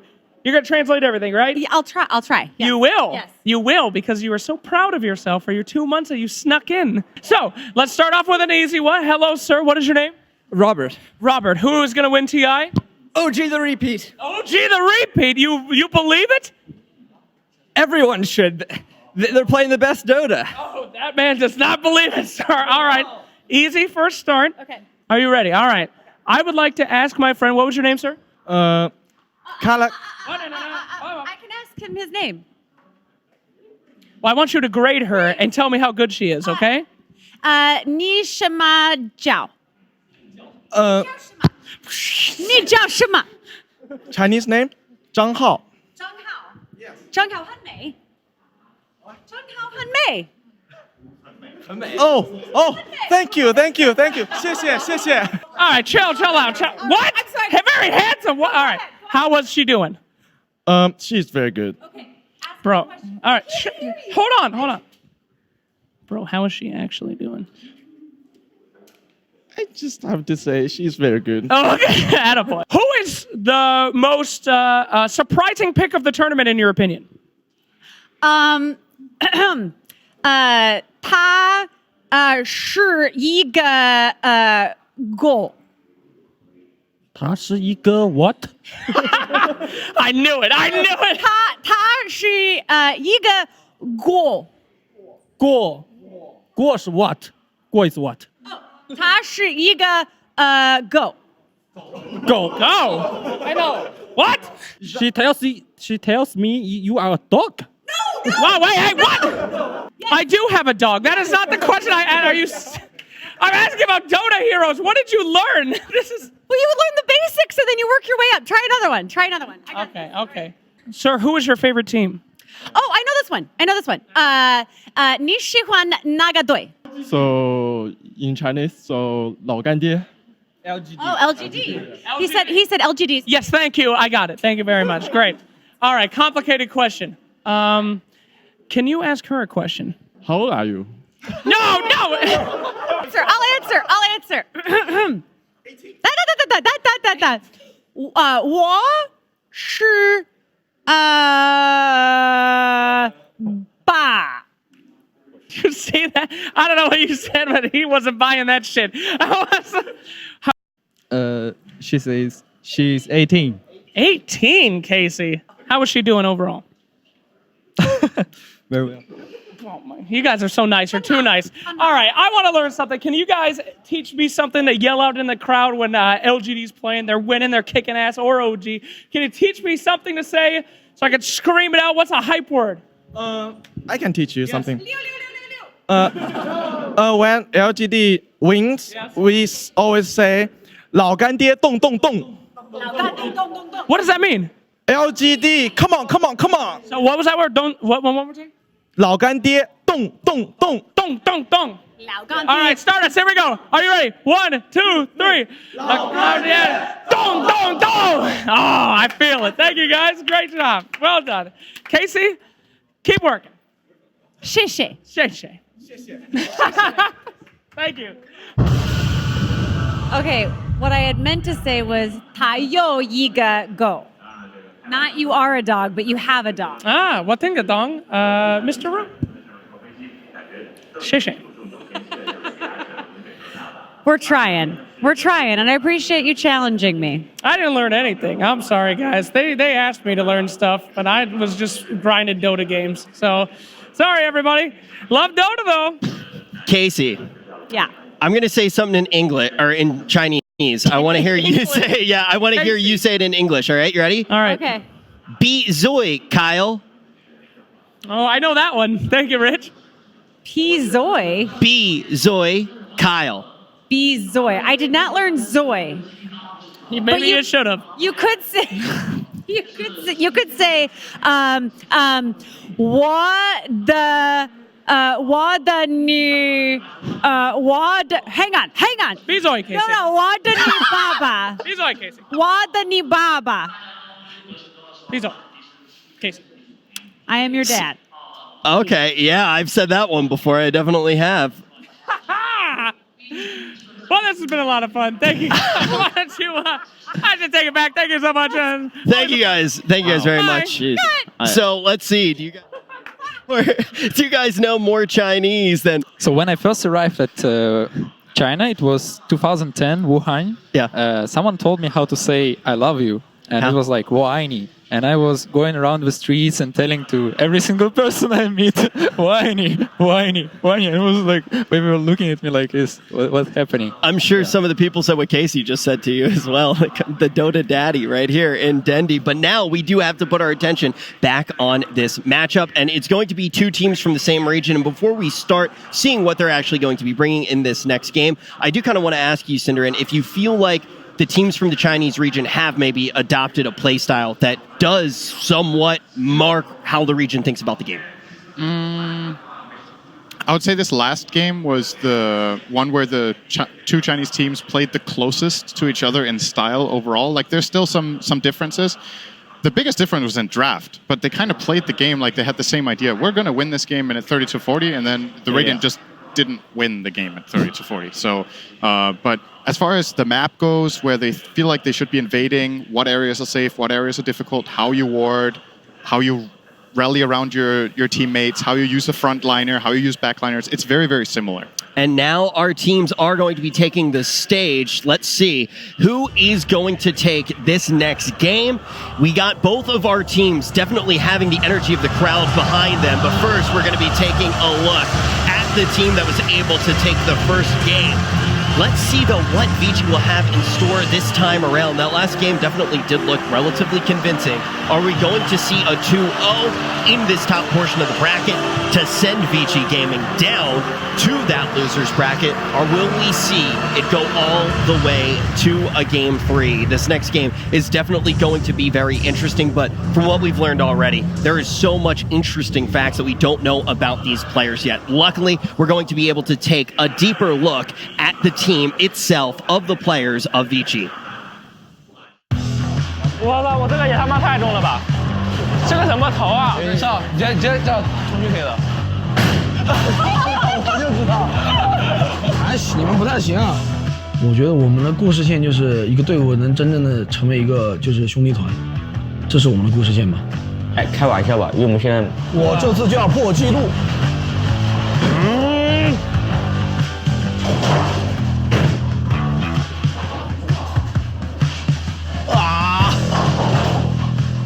RTK 太牛逼了！RTK 牛逼啊！RTK 吃狗屎！厉害在全方面吧，就无论是游戏理解还是英雄的认知程度，都比我们广。RTK 帮我提升的其实挺多的，他的团队里不仅像一个就是那个教练，也更像是我大哥吧，这样一个人。啊！过人过去！奇迹，作为一个团队，信任来说，对信任更重要。作为一个团队，必须要是一个团队，团队这2个字很重要。我觉得赢了美酒对我们队来说意义重大，因为本来大家就是一群新人，刚刚我也说了，很缺乏自信，因为赢了一个就是含金量很高，像美酒级别的这样一个赛事冠军的话，会让大家在内心里肯定自己，肯定队友，我觉得这个非常重要。相对来说，夺冠之后，我觉得可能大家都更自信了吧，就打法什么的都会比以前来更好。现在中国队的话，我们跟老干爹状态，我们这2个队差不多，但是比起像世界级强队 VP 啊 Secret 和EG 的话，我觉得还有点不足，没有他们稳定。说实话，肯定是希望危机是走到最后的中国队啊，但我也同时也希望有中国队能夺冠。因为第一次这个在 TI 在中国办嘛，所以可能会比较觉得特殊吧，就想着就是打好自己吧，就是不能把遗憾留在中国吧。像我个人的话，我也算是现在为数不多的还就是留在赛场上，像以前遗留下来的老人吧。我也不希望变成一个孤潮老人嘛，希望还是能拿出点成绩来，证明自己还是可以的。TI 的话打了这第3届吧，站在主舞台，就是到场馆的时候感觉那种感觉特别好吧，然后就想一直在这个舞台打下去。我觉得今年的 TI 如果 Vici 夺冠的故事线的话，应该就是因为我们一直以来都不太被人看好嘛。我觉得我们故事线应该就是在胜这组遨游吧，就一直在想着胜这组遨游，不想下去。如果能真的拿到 TI 冠军的话，感觉这应该是一个非常励志的故事哦。从 Minor 冠军到 Major 冠军再到 TI 冠军，1年之内，不敢想，很童话了。Folks, definitely getting very excited for this series. I think that this was one of the series, Trent, that I was actually the most excited for, just to see what the heck the crowd was going to do. Yeah. And it definitely hasn't disappointed. Yeah, it kind of reminds me of like those matchups when we're back in Seattle, right? Where it's like it's kind of the same idea where the crowd can rally around both teams, be it someone like, of course, like Na'Vi and Alliance, right? You think like it doesn't matter really regions and stuff. Everyone's just super excited. EG, OG last year, I think the same idea of just super excited for the Dota. And here it's just even more intense because there's this idea of just like your entire nation, everyone's just so proud of the players coming from there and see them both battling out on the stage. It's absolutely incredible to watch. And yeah, I mean, we all took our headsets off after the first little panel we did. We couldn't believe how loud it actually was in here. Yeah, I turned to Dove and I was like, wow, I didn't even realize that it was actually like these headphones obviously are slightly noise canceling, but we know that they are going to be getting loud yet again as they do actually step to the stage right now. We have both of our teams in place. LGD currently going to be leading by 1. We're in the upper portion of the bracket. Whoever does lose this series will still be with us, but they don't want to drop down to that loser's bracket, which is absolutely infested with top teams. Let's see who's going to take this series. PSG.LGD versus Vici Gaming. Game 2. A team turned into a brotherhood. Vici Gaming being down a game now. I've got Insania as well as Bo3 joining me once again. Gentlemen, what did you think about that last game? What was really the key point for you? I think the key things in the last game was you basically saw LGD go for this draft where if they managed to stall the game out and slow it down and, use Kunkka, use these heroes that they had to deflect the pushes and the aggressive gameplay that was coming out of the Sleshrack and Rasta, they would rely upon the TB to eventually carry the game out. Whereas Vici Gaming wanted to close the game out before the TB really was a relevant hero and just abuse the fact that they were so much stronger in the early game. And I think both teams had a way to win that game, but LGD just executed their game plan much better. And so what does that mean going into our draft for Game 2? I think Vici might try and play a little bit more of a map control game because they played a very default kind of lineup last game where they had Abaddon and Warlock. These heroes don't really have any lockdown, but they have a lot of teamfight presence. And since they felt like they couldn't do it, it didn't work out.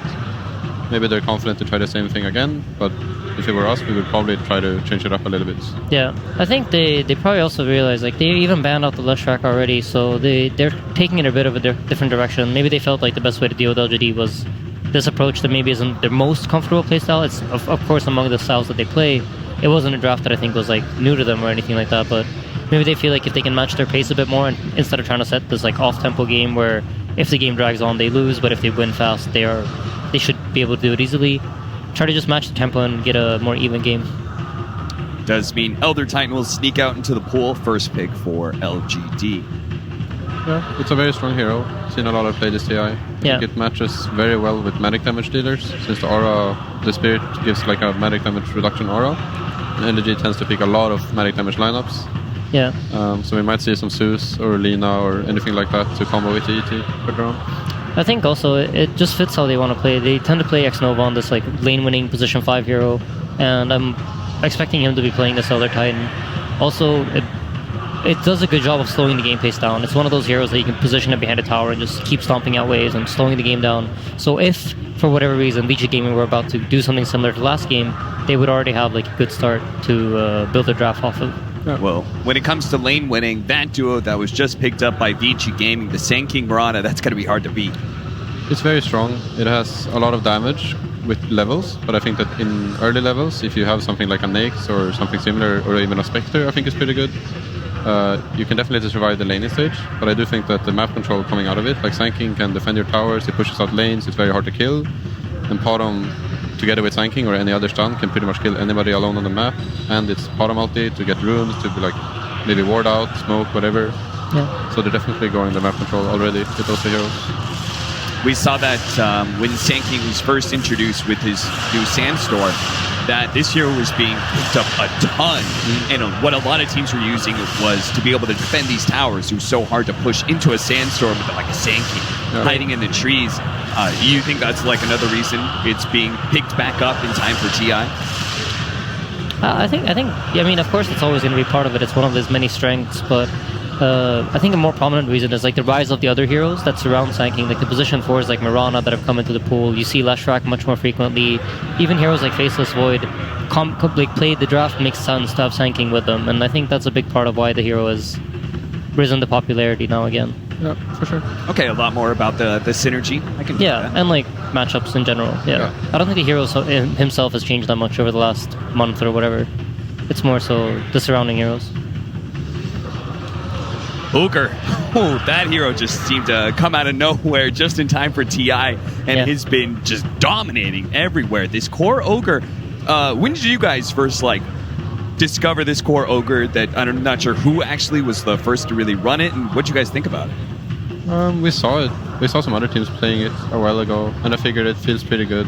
Ever since they changed the multicast chance to be very high, and now that you can use items, you can buy Midas and accelerate like crazy. That was like always the problem before playing core Ogre. You never got any items. You were like super poor. So that made it very strong, and I think now it should be on the offlane. Since ET is normally their 5, right? Yeah.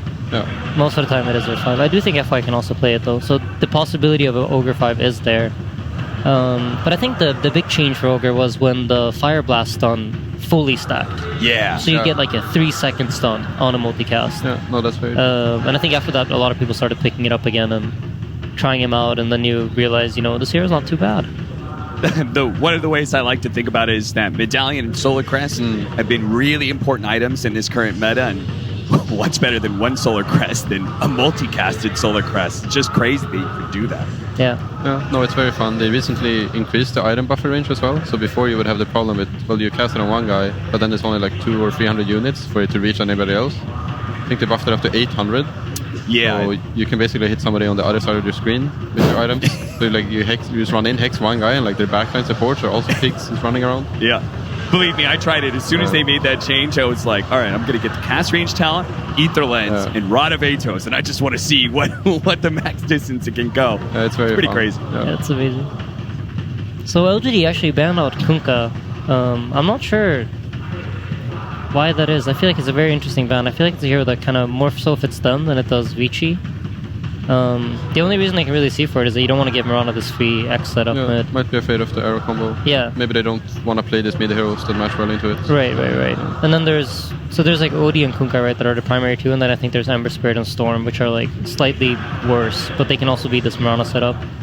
So it could be part of the reasoning that they're trying to look to set themselves up for heroes that they want to pick against Ember and Storm specifically, or OD.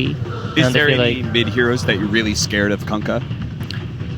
I mean, there's Brood. Yeah, I think that most of the ranged heroes are going to be scared of the X into Mirana combo that don't have an escape. But specifically, Brood, I guess. Yeah, but there's also like Lesh and Gyro are out, right? Yeah. I would think of them as pretty bad heroes into Kunkka. Ember and Storm, I think, are okay. No, I think they're pretty good. I think they lane well and they're good in the game.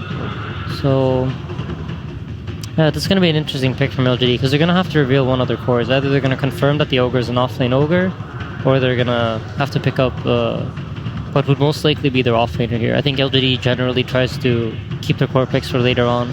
Yeah, and I think with Mirana 4 and the Sven carry, they should be a little bit careful about offlane tri-lane. I think that, or even safe lane. I think that Sanking does very well alone, and it does very well especially in the safe lane alone. And Ogre is... the hero tends to thrive when he can't be killed.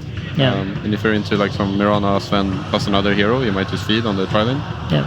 And it makes it very rough to come back into the game. Yeah, I think the Q is very strong as well to ward off any like aggro tri-lanes. Yeah. Super hard to play into the dual buff. Absolutely. I think that was an amazing pick, actually. Yeah. And I think FY is going to be playing it as a position 4. LGD tends to run this like more farmy... whichever of the two supports has an easier time hitting creeps seems to be the one that FY is playing. Yeah. It's also... it's kind of beefy support, so even if Sanking and Potom would find him out in the open somewhere in the woods, he could probably survive at least for the first few seconds. Definitely one of the more tankier guys out there. It's also another hero that stalls the game for you as a support. That was something you mentioned for the Elder Titan. Yeah. Do you think with that idea, is LGD going to try and secure themselves a better late game? I think they're going to try to... I mean, Vici Gaming picked up their Sven fairly early, right? So LGD's going to have they have the opportunity now to decide whether they want to try to, match the pace or try to go for something more outscaling. And I think knowing LGD, they're probably going to try to play something more scaling. Yeah. And they banned Void and Lifestealer. I think I would have liked both of those heroes as a carry. I'm not sure what they will for LGD, yeah. But it's going to be a lot about the mid hero, I think. They don't really have any playmakers right now. Like Ogre, he can run in and he can be tanky, but he has kind of short range and it's not really a lot of mobility. So I think they have to pick something, if they want to scale, have to be something that like enables their team to make moves and kill people. Oh, there you go. That's the carry. And you guys nailed it. There's your hard carry right there. Yeah. No, it's very good against like the Sanking and Potom, like I talked about. Because Spectre is like his dagger secures you a lot of range creeps, and Sanking automatically pushes the lane. Either he skills Sandstorm or he skills his Caustic, or you stun, and then you also stun the entire creep wave. Yeah. And since you're kind of tanky to Desolate, you can dagger run out into the trees. Like it's hard to get a clean combo on Spectre in the lane. It's definitely one of the better counters to this dual offlane stun lane, I think. Yeah, and I played with my fair share of Mirana support. It's very annoying to play against Spectre because even when he just presses Haunt, you're not really a hero that buys a lot of sustain. So just the damage you take from that sometimes forces you back to base or forces you to play very defensively in a fight. So yeah, both Lion and Mirana suffer to getting haunted on. Like one follow up or even to the Spectre alone. If he gets Manta, I think they're both dead. Yeah, Lion is one of the he has the opportunity to be one of the better heroes, but you're not always like. You need to instantly react to the Haunt and hexing the illusion and mana draining it. But the Spectre has the advantage for sure because he knows when the Haunt is going to come. So what is your thought process when you're put into this check position where the enemy team says, hey, we're going to pick this really late game hero? How do you deal with that just with one pick to go? I mean, I think if you're Vici right now, like they changed up their style, right? I think there's two ways to basically beat late game drafts. One is you control the map and you don't let them get any farm, and then you just win the game with an overwhelming gold lead. And the other one is what they went for in the first game, where they try to just push the game and wrap it up as soon as possible before late game even is a factor.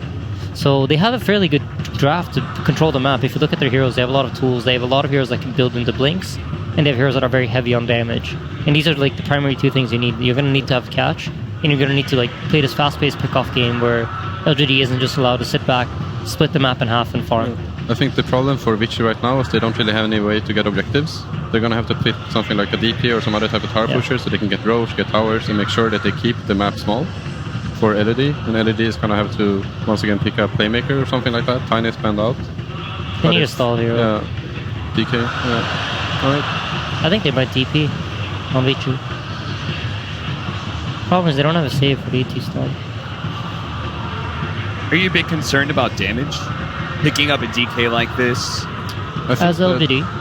I think that with having like ET and Spectre, I don't think you ever really run out of that. Like, I think you can run out of damage, but I think if it's kind of only in the early stages of the game. Okay.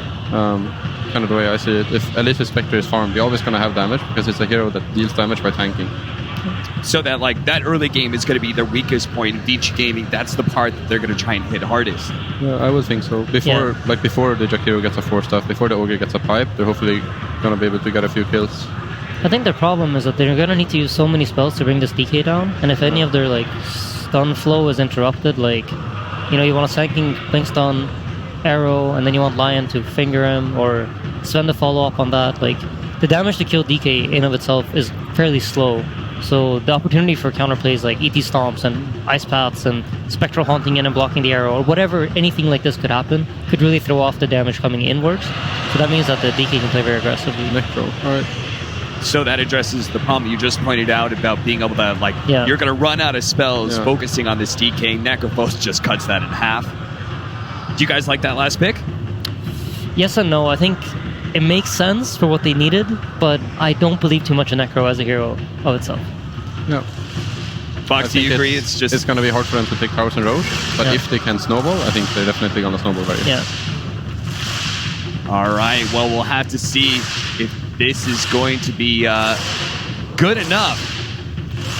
I think an interesting aspect about this this draft is that you see Vici Gaming kind of like adapt to LGD, and I think this is something that usually gives you an indicator of which team thinks they're better than the other one.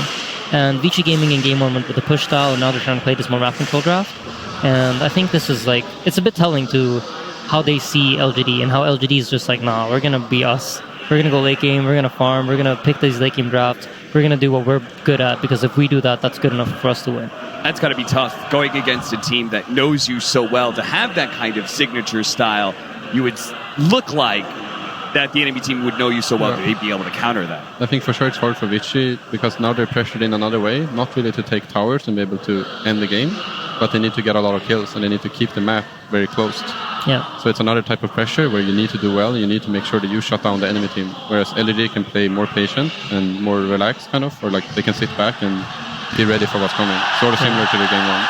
And is that why we see like so many of these later game lineups? Because there's just TI has so much pressure already that just being able to keep a little bit off of you by saying we don't have to be the ones playing flawless here, they do. For sure. It helps, and like when you're the team responding, you have a bit more time to think things through.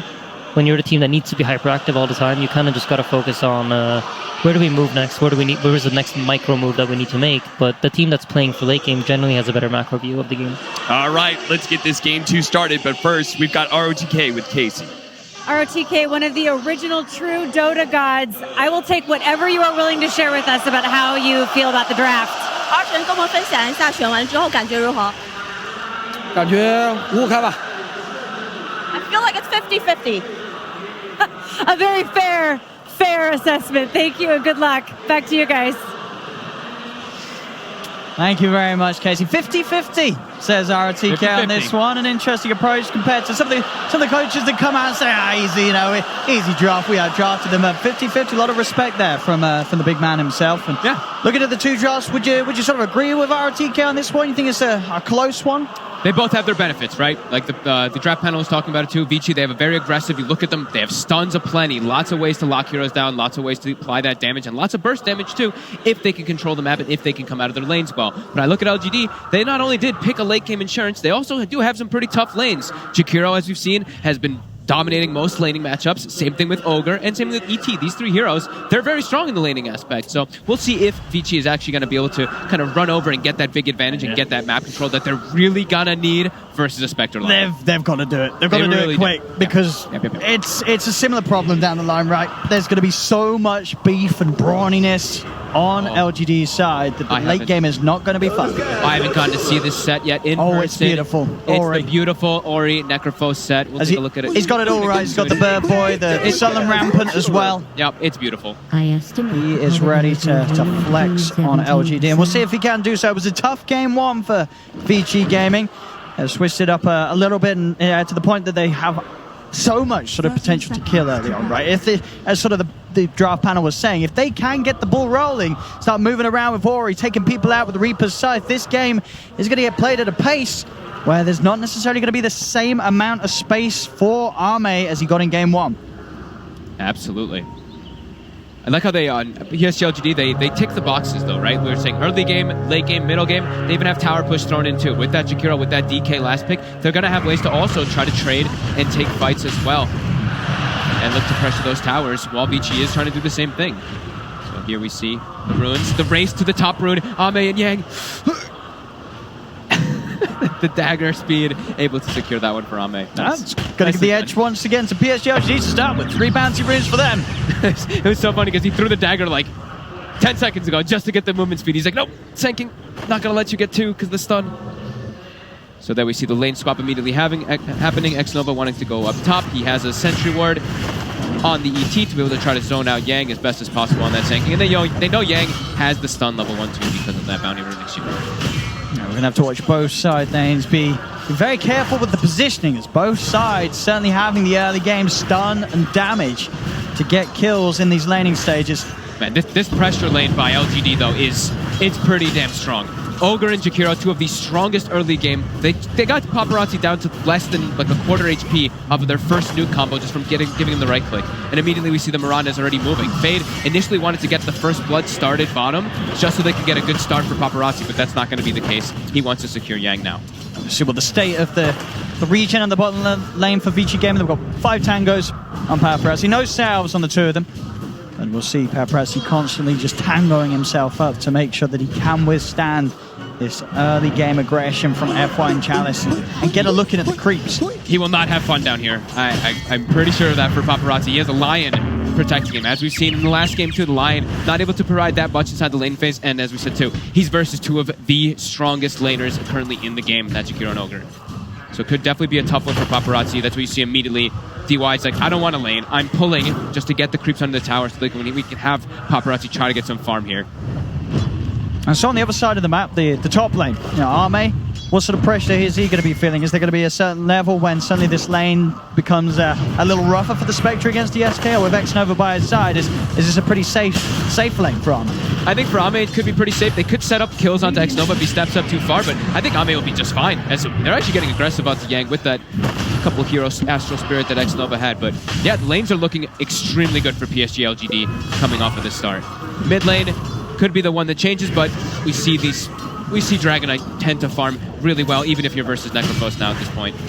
Now I'm seeing it. Art Stop Aurora, it's magical. You know, before in the past, it was pretty devastating because you're playing versus your strength hero, but now you pick up your bracers and whatnot inside the lane phase. Every little thing, it adds up and counts. And an extra bit of magic resistance. And talking about some of the items, Somnus, DK, Arme on the Spectre. What's the build? Who's getting the Radiance this game? Yeah, that's a good point. I think we could see Ame just go for some type of Manta build this game. Just wanted to put the pressure on. I think we may not actually see it, but we'll see. It could still be the Radiance on the DK, the double bracer Radiance, but not too sure if we're actually going to see it on either of them. Okay. Yeah, we'll see what sort of approach they want to take as this game goes on. Let's see if we see any Midases cropping up in this game. There's a lot of potential buyers, as mentioned by the panel. Yeah. Chalice, he's going to be dreaming of Midas. Always that want to get it when you're playing the Ogre Magi. Absolutely. He's gonna free farm down here. Like we see, 13-8. I think they've gotten, I want to say, at least 5 or 6 range creep denies now. I kept seeing him just making sure that they can pull the creeps onto the range creep over and over again. And Paparazzi, they're kind of zoning him out of the lane. He's actually having to farm the pull from DY now. So 14 last hits, but you see the 15 and 8 of the Ogre and even 5 for 0 of the Jakiro. very good early start for PSG.LGD as they're already a 1K advantage, and Spectre is not getting pressured. And whenever a Spectre is not getting pressured, you have to feel a bit concerned already. I mean, would you have liked to see Vici Gaming sort of switch it up? Maybe if got Paparazzi starting himself up top in some sort of a aggressive lane situation against the Spectre. Oops, they get the arrow. They do. It's a long stun. I mean, they'll have it with the three of them. So, hey, they'll switch things around. Fade comes in to turn the tables on that bottom lane. A lane, as we've been talking about, was not an easy one for Paparazzi, and they open up the chance for first blood. They needed that. They really did to bail out Paparazzi down here. And it's lined up perfectly. It was inside the creep wave, too. It just was able to clip him right in the middle of those.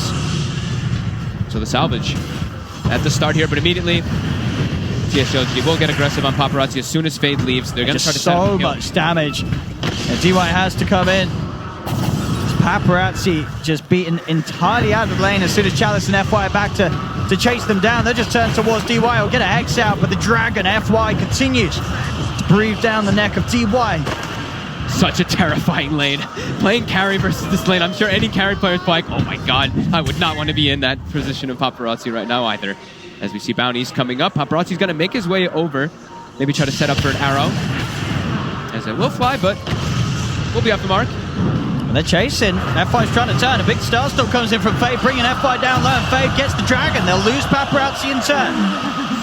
Continuing to trade kills down on the bottom lane, top lane. A bit of a dive coming in towards Yang, but he's underneath the tower, and Arme and next over already blowing their two spells. But they're getting the range creeps denied. They get both of those range creep denies. You see X-Nova prioritizing those, trying to shut down the Sanking. Yang still having an okay time top though. Level 4, almost level 5. Going to be going for that Veil build this game as we see a ton of magic damage coming out for Vici, of course. Yeah, we've seen a lot of success with the Veil first Sankings, I feel, here. It's just so nice. It gives you everything, right? It makes you tankier, it makes everyone do more damage, it makes you do more damage, gives you HP regen. It gives, it's just tons of sustain and all the amount of pressure it can provide. Another range creep deny from Ame. Yeah, interesting mid lane, it continues to be absolutely dead even. I feel like 6 minutes in, sort of the closest trading of farm we've seen in the mid lane. I mean, Heartstopper just does 0 damage. It's completely counteracted by the Brave Switch and the Dragon, but it's the arrow bottom. Another poke on's Chalice. There's three of them. Trying to chase, but as you say, with that missed combo, Chalice will be able to walk himself back towards the tower. And I see he's already got phase boots and a gloves of haste on Chalice. He's already preparing to go for a Midas early on onto this Ogre Magi. He's certainly going to go for this one. Has the Reaper's Scythe. One more Death Pulse and an ult will do. X-Nova's trying to do his best to hide, but there's no escape for him. First skill there with the Scythe from Ori. Get a bit of action, and now towards bottom. They'll continue to try and go, but Fade, again, a little late with the follow-up arrow. Won't be able to find the connection. DY does line up the two-man stun to stop Paparazzi from getting into any trouble as FY and Chalice try to fight back. The waves under the tower. Chalice will be able to continue to find a lot of farm from this bottom lane. Yeah, Ori looked like he kind of wanted to make the rotation down bottom after he got the kill on the ET, but you're playing versus a Dragon Knight. You cannot leave your lane for too long when that DK form is up and available, so immediately has to make the move. And like you said, we're probably likely to see a Midas coming out this game. Somnus queues it up. Getting those high levels on DK, sure, the attack speed's fantastic, but it really is a lot about the levels. I mean, DK, we see these talents, they're amazing. If you get that level 20 mark, we see these players take the 210 GPM, and you start skyrocketing the skill potential. Well, that's the, could we see the holy trinity of triple Midas? Spectre's got a gloves of haste. He's got a gloves. All right, Chalice, they're triple Midas, they're baby. Prepared for that late game. I mean, you look at their draft, and they got it all queued up. Triple Midas. I feel like we've probably seen some games where we have like 3 Midases on the course, but in terms of them all going for it sort of as their first item, it's not something that we see every day. And LGD, they say that's the best approach to this game. And if they can get away with it, Vici Gaming, the heat is turned up even more. We said they have to play fast. They've really got to play fast. If LGD get away with getting 3 Midases online in the first 10 minutes of this game, the late game it's not going to be fun for Vici. No, definitely not. And you look at Vici's draft, and them hitting buildings can be kind of difficult. They don't really have your natural tower pusher. Sure, they can get kills that could progress into towers, but them getting towers is going to be difficult. I think that's the idea going behind these Midases for PSG.LGD. They're like, if we just get triple Midases, we don't lose our towers, we're going to outscale. Oh, absolutely. By a long shot. And they really will.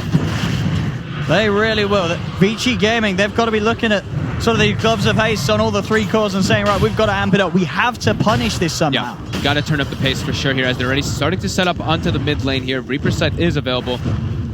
Salamene smiles upon Dire's middle tower. Fade trying to have a bit of a look towards mid, but Somnus level 7, it's not a target that you're going to have any fun jumping on. At the least you can try and keep him away from the tower. Deal, the space is there for Chalice to take that tower. These early towers, early objectives, that's just going to fund the Midases even sooner. They might get all 3 Midases pretty much at the exact same time. Oh my goodness. So we're about to have Ame's finished up. Dragon Knight's almost approaching that one, and so is Ogre. Oh my goodness. We go mid lane, Fade. Return, find the arrow, he's going to look to leading. Great stomp from X-Nova, catches both Bo3 and DY. They'll come in with the horn, they're looking for the fight here. They'll burn down DY. Ame's on top of the line. He'll fall, Reaper's down onto the DK, but Somnus, he's got the HP to walk it off. The two Vici, Ori and Dag have tried to step up, but another stomp from X-Nova catches them out. It's 2 kills for LGD. Yang's trying his best to turn and get Ame. He will find the Spectre, but it'll cost him his life as FY with the Ice Bar keeps the trade very favorable for LGD. 7 minutes in, you are going to see a Midas on Chalice, Ame, and Somnus. How do you beat that? He gets rooted. Okay. Did he get the triple stack? He got the triple stack. He did his job. He did his job. But he's dead for quite a while out here. But you know what? He's probably pretty happy with that stack anyway. Triple Midas. Triple Midases and winning the fight. Goodness. That was Vici trying to get a fight so they can progress it into a tower so they can keep something going there. But PSG.LGD, they bring everybody there to make sure they do not. I just want to see when they're all out. So Ame's the first to grab his. Somnus has There's Somnus is. And Chalice is... He's the last one to be delivered to, but it's on its way. So let's have a look. I want to see the exact timing. We're watching that clock. So 10 minutes, 37 seconds in. Man. All 3 cores have a Midas. Did he multicast it? I think he did. I heard the sound. No, he did not. Did you not? Okay. Are you sure? He did not. He did not. Okay. But they've all got Midases for. What do you do? That just kind of like... They're already at a 2k lead. They're not losing any of the map. That lights a fire under Vici's ass. Oh they have my goodness. Let's start making moves. And look at this. You see cooldown efficiency, of course. The first Midas usage is up by 1 second. And the stacks are there. Midases and the stacks. Oh man, this has got to be daunting for Vici Gaming. They're going to see all these Midases. And what do they do? What do you do? They have to just start pressuring towers. Step 1. So you see Yang immediately pressuring up top. Next, they have to start pressuring the next tower, probably the mid lane. I think running around F4 is their best option, while Paparazzi just tries to catch. Paparazzi almost has his Midas done, but I think they really have to apply the pressure here. We've got one on Vici Gaming. Yeah, we're hearing this crowd. I mean, I think they're just very excited about Midas. I am. Oh boy. Vici Gaming have to make something happen ASAP. They're looking for it though, right? You see them running around as a 3. This is the triple stun kill combo. They have Finger now for burst too, but look at how much focus PSG.LGD is putting on the mid tower. They're like, all right, get ready. We have Haunt. We should have Haunt available pretty soon. Yeah, 10 seconds. Rally everyone around that mid tower. Do not let them try to take this one too early. Make them really work for it. Dallas. Midas is ready to use. A little bit of efficiency lost. He's waiting for the creep. But let's see if he gets a multicast. He's priming it. He just used that ignite. Okay. Doesn't want to step forward yet. That Midas. Chalice. It'll push in, They're actually looking to set up instead. They are. They're looking to go with the horn. Splitter coming down. X will come out for DY, but he gets dragged back by the ETO. They're on top of them with a brief fire. Yang tries to come in with the counter play, but the macro pie is down. FY making it ever so hard for Vici to fight, and they'll jump with the stars. So Reaper Scythe is there, and Vici Gaming will be able to take out both Somnus and X-Nova. Ame is being chased. Paparazzi's got the lead in with the stun. The rest of Vici Gaming still looking to just put pressure on that mid tower. They don't want to try and waste time chasing the Spectre. They want to try and continue to get that map control. Take these objectives. Yang falling low. That actually leads in for more. Goes in with the stun. The follow from Paparazzi. They get Chalice as well. There's the pressure that we needed to... The place, and it's going to be easier for them to set up for those arrows and kills. Back to the farm game for LGD. Back to the farm. More than happy with any breathing room that they are given. Yep, X-Nova's like, let's Midas, I'll stack. I tell you what, Chalice is getting a little unlucky on the multicast. I saw. He'll get it eventually, and it'll make up for all the ones that he doesn't get. And anyway, what sort of builds are we seeing coming out after the Midases? Definitely the pipe on Chalice. You look at the heavy amount of magic damage from Vici. Makes a lot of sense. Always versus Necrophos is going to be excellent as well as Sanking. And part what? BKBs? BKBs and magic resistance probably, and yeah, it looks like Ame's just going to go for the Diffusal. Radiance feels like it's a bit too slow after if they're going to go for Midas. I think Diffusal is just a better item overall because the supports just can't play. They just die super easily and it comes out in an earlier time. Trying for some sort of setup with the Moonlight. Oh, mate. Back on the tower. FY. Actually not going to be hit by the first stun. Does turn for the fire. And that will allow Fade to find the connection with the arrow. They should have a good shot at getting this. The storm comes out to slow down Fade's damage output, but Paparazzi's already trapping FY in. They'll find the dragon. Yang now also, while they do make this aggressive move down bottom, he has first. You've got you, Paparazzi. Protect this. He's going to walk away with a good chunk of this. He's farming up the Ancients. And he's going to get the majority of it. He sure is. Takes it away straight in front of PSG.LGD. Paparazzi's happy with that one. X-Nova's looking to make him pay. Stun's going to be out. Stomp set up into the ult. Sumner's on top of him. Hell, they've got with the horn too. Arme's ready to commit. They'll jump in the combo. The damage isn't enough to bring Sumner's down. He's getting low. Ori, he's still full HP. Another stop. The control from the ET holding them back. Sumner and F5 will be able to get out of there. Finger comes out from DY. Bursts up Chalice. Another fight where Vici Gaming, they're coming out on top. Invading LGD's half of the map, taking away that ancient stack. Sure, Paparazzi dies, but that's a lot of gold that you've denied from LGD. They've denied from Somnus in particular, right? He's the one who wants to farm that one with that level 2 DK form. They take that one, and they could have even gotten another kill out of it if Ori, he actually used the Reaper sight on the mid lane trying to kill the Ogre before the fight. So if they had that one in the fight, they would have had the Dragon Knight. They would have had the Dragon Knight as well. So still a big play there for Vici, denying quite a lot of farm from Somnus in particular.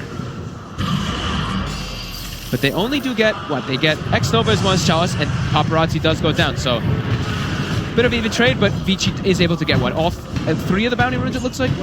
3, yeah, 3 of the 4. Keeping that edge as Ori. He's nearly got the Greaves. So, these early movements, it's definitely, at this point of the game, Vici Gaming, they can get in and find these kills. Sure, the 3 cores of LGD are tanky, but if they focus their efforts down onto one, they can certainly start the fights with a quick pickoff, especially with the high burst when Finger and Reaper Scythe are available. Yeah. And they're looking to continue getting aggressive. Every time Moonlight Shadow's up, they're looking to start making those moves. There is no Haunt also for 80 seconds for PSG.LGD, so they're just really trying to take advantage of all these timings here, that they can keep aggressive and keep trying to just punish the Midas. They have keep to. on punish the Midas. And you really have to look out for if in a scenario Vici Gaming do lose a fight, that you have to be the ones just setting the tempo, getting these towers down, getting this map control. And they're doing that. They're all grouped up. Paparazzi joining the fray as well, after getting that little bit of surge increased bottom. And controlling the enemy jungle. Another tower taken by Vici Gaming. It's top half of the map will fall in under their reign, mid lane. They're looking for the connection as they'll get themselves straining onto Arme with the epicenter from Yang. They should have the damage to do so. And his Midas is up when he dies. So a bit of a double benefit there for them getting that kill as they find Ame just a bit too far up. And Somnus, they actually saw him for a second. They have detection, or they had detection. They don't anymore though. He walked out of it. He's able to keep himself away from them. Vici Gaming, they have the 5 of them pushing on mid. They're just trying to restrict the map as much as possible. Haunt will be back up as Arme respawns and just a few hundred gold away from having defusal. So suddenly the damage that Arme is going to offer in these fights will hurt. Certainly losing the mana on some of these heroes, it's going to make it a little harder for them to offer that control unless they can get that jump first. They'll look to try and fight here with the arrow. Does connect onto X-Nova. They're thinking about going in. They've got ways to protect. These little clustered areas versus Elder Titan and Jakiro is not a place that you really want to fight. Even though you have your Sand King, he does not have his epicenter available. So those small areas are not your jam right now. They've done a good job of fighting around Yang so far. They have. He's making a lot happen across the map. 116 being sort of their main initiator, and for the most part, the majority of the damage output that Vici Gaming are getting these kills with. Yang and Fade, right? Fade is 4-0 and 6. He's 10 of the 11 kills with this Mirana, being able to set up those arrows, and even the extra damage that does come from Starstorm with a Veil, it is quite significant. And they're grouping up. They look, just keep that pressure going. They have the Greaves, as you mentioned, with that Necrophos, so they want to keep trying to put it on to LGD. They're tanky. I mean, in the correct situation, 5v5, they definitely come out on top at the moment. So here we have the high ground positioning from Vici Gaming, favoring them. PSG.LGD starting to shift themselves towards the side of the map. They're ready to fight, though. Even Ame was pushing top. As soon as he finished Defusal, he didn't send Courier. He TP'd back to base to pick it up. So they're expecting that Vici Gaming is going to look to make something happen here. He's ready for the Haunt play. Yeah. the counterplay if Vici Gaming do try and commit behind this tower. 20 minutes.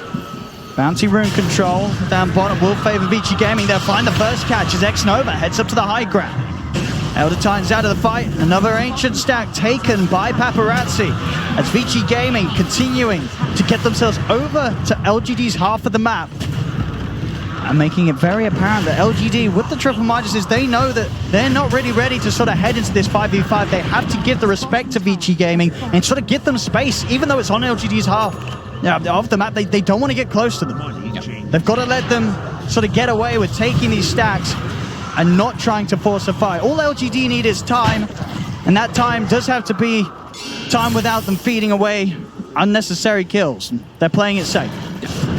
LGD needs every single one of the heroes currently in order to take any type of fight. Once they start getting more farm, their heroes are going to be able to take fights without every single one of them, but they're about delaying and waiting for the late game. Like the panel was talking about, draft panel, they say ET, Jakiro, these heroes are about stalling the game out, letting your carries farm, and let you get to that late game. Vici, they want to be playing on these timings. They now also have the BKB finish on Paparazzi, so they want to just keep running, keep putting the pressure on to PSG.LGD. Do not let them back up and keep this farm going. Do not let them get these tanky items. Somnus almost BKB finished. They've got Pipe and almost the Vessel now done on Chalice. So now they have options and methods to be able to kill that Necrophos a lot easier if the Greaves do get popped. So we can't dispel it.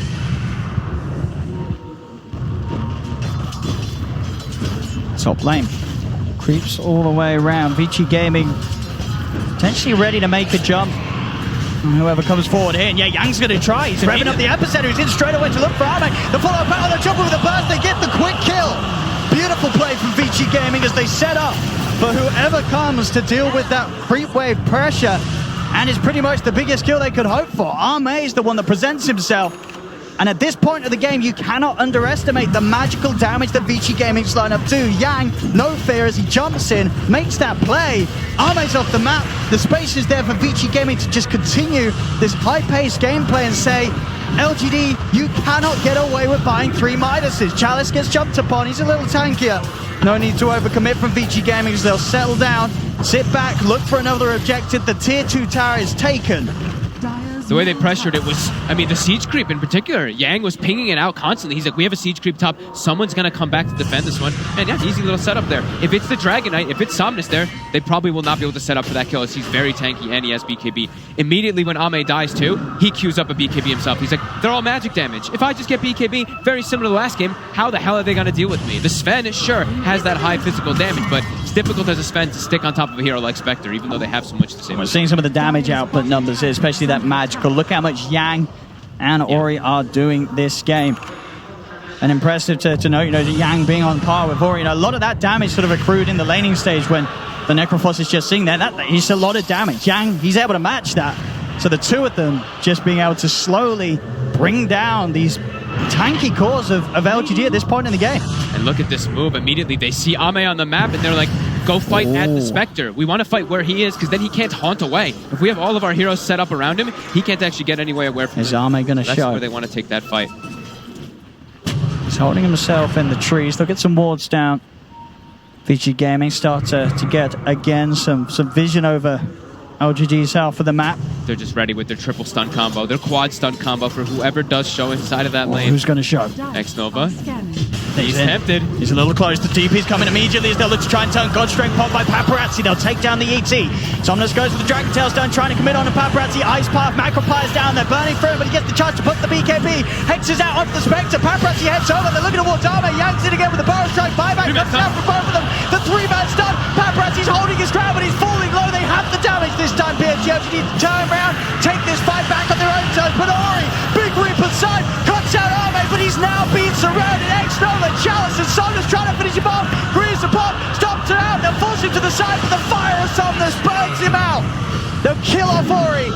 And LGD, can they find much more from this? They're eyeing up Fade. Does have the movement speed to get himself away. This time round, Vici Gaming, they looked for action. They looked for a fight. But LGD were able to stand tall, turn around, and take much away from Vici Gaming as that lead that VG started to build will get shut down. They're still just very tanky on the side of PSG.LGD. You see the Sven comes in. He gets a 3-man Storm Member with his God Strength, but rallied around the Ogre Magi as well as that Dragon Knight. They just don't really have that much damage that's coming out just from Paparazzi after his BKB goes down. There's so much control for him. Yang is trying to get out of it, but the Spirit Vessel is bringing him down. FY's got the lockdown. Yang's out. The magic damage and control coming out between Chalice and FY in those last two situations was way too much for Vici to handle. And a fight where Yang, unable to get his combo off, could not get in with the epicenter. Same to be said, of course, for DY. Didn't get the chance to pop the finger, so that extra bit of magical damage that we've seen Vici Gaming be so successful with, it didn't fall into place. Yeah, they don't have the finger right at the start there. We see Paparazzi gets that jump, but he's getting controlled. Look at how much chain stun comes out. 3 stuns, 4 stuns, the magic damage. He's already starting to tick down. Honk comes out. It's panic. Everyone needs to start running. Paparazzi, like we said, he gets a nice 3-man stun, but his BKB is about to wear off, and he just gets completely controlled right after that goes down, and he's too low. And FY with a fantastic Ice Path, just shutting off Yang from being able to re-enter the fight with the possible epicenter. It did not have the follow-up. And this is the worry for Vici Gaming. You know, Smiles there on LGD, they know that any time they win a fight with the greedy item builds that they've gone for, it's certainly going to be all Smiles in their booth. Ooh, Somnus. Maybe he has to hide. They're hunting for him. He's TPing. Did they get a glimpse of him there for a second? They oh my god! That was like point. I think that's as close as it gets. That is as close as it gets. Paparazzi had backup. That could very well have been a good shot of finding Somnus and killing him on his own. But he's out. Successful TP. And now just trickling down to only a 1k lead for Vici Gaming. You've got to start to wonder if that timing is starting to fall away from them again here in Game 2. It's going to get much harder for them to start taking these fights into the BKBs. Ame almost has his finish, a level 18 Dragon Knight now, so we saw those levels are really going to build up on the DK till he starts getting that level 20 talent in particular, and just continue to get that gold increase, and he's tanky. Level 18 with that extra Dragon Slow as well versus the Sven in particular. Once you get your BKB on your Sven, you're running around, you get hit by this Elder Dragon level 3, and you're just slowed. You're just going to constantly get that slowed applied to you. They're going to have to get some chain stuns into bursting some of these targets, because this thing is that LGD, they don't really have that much save on their side. They have the Glimmer Cape and they're building the 4-step on FY, but if they can get the chain stun and they can blow up the DK before he gets the BKB, that's probably the best way they can have a fight start. Yeah, Chalice, these Midases are just putting them, they're so high level, right? It's a 1k gold advantage for Vici, but if we look at the experience, it's a 4k for LGD because of those, even though they were losing some of those fights just because of the Midas usages. And that's only going to grow as time goes on. There's no doubt about it. For Vici Gaming to keep ahead, keep on par at least, they have to try and find these catch-offs, these pick-offs. They'll go for the smoke. It's always hard to do. Anytime there's a Spectre on the opposite side, going for these smoke plays, you know that there's going to be instant reaction. You've got to make a pick, you've got to make it quick. Ideally, you've got to find Spectre as that target at the start of the fight. You just got to kill one of them, right? Kill one of those cores before they're able to get their defensive items up or get saved. Just blow them up instantly so you can get a number advantage with Vici. Right now, they're setting themselves up around the Roche too, so if they can get a kill set up, they can easily bring that fight into the Roche pit for themselves. If they have, they have the God Strength from Sven, so they can bring it down quickly. But it doesn't seem like they're going to be able to find anything, and this time it's time wasted, where LGD is able to farm and get that information on the map.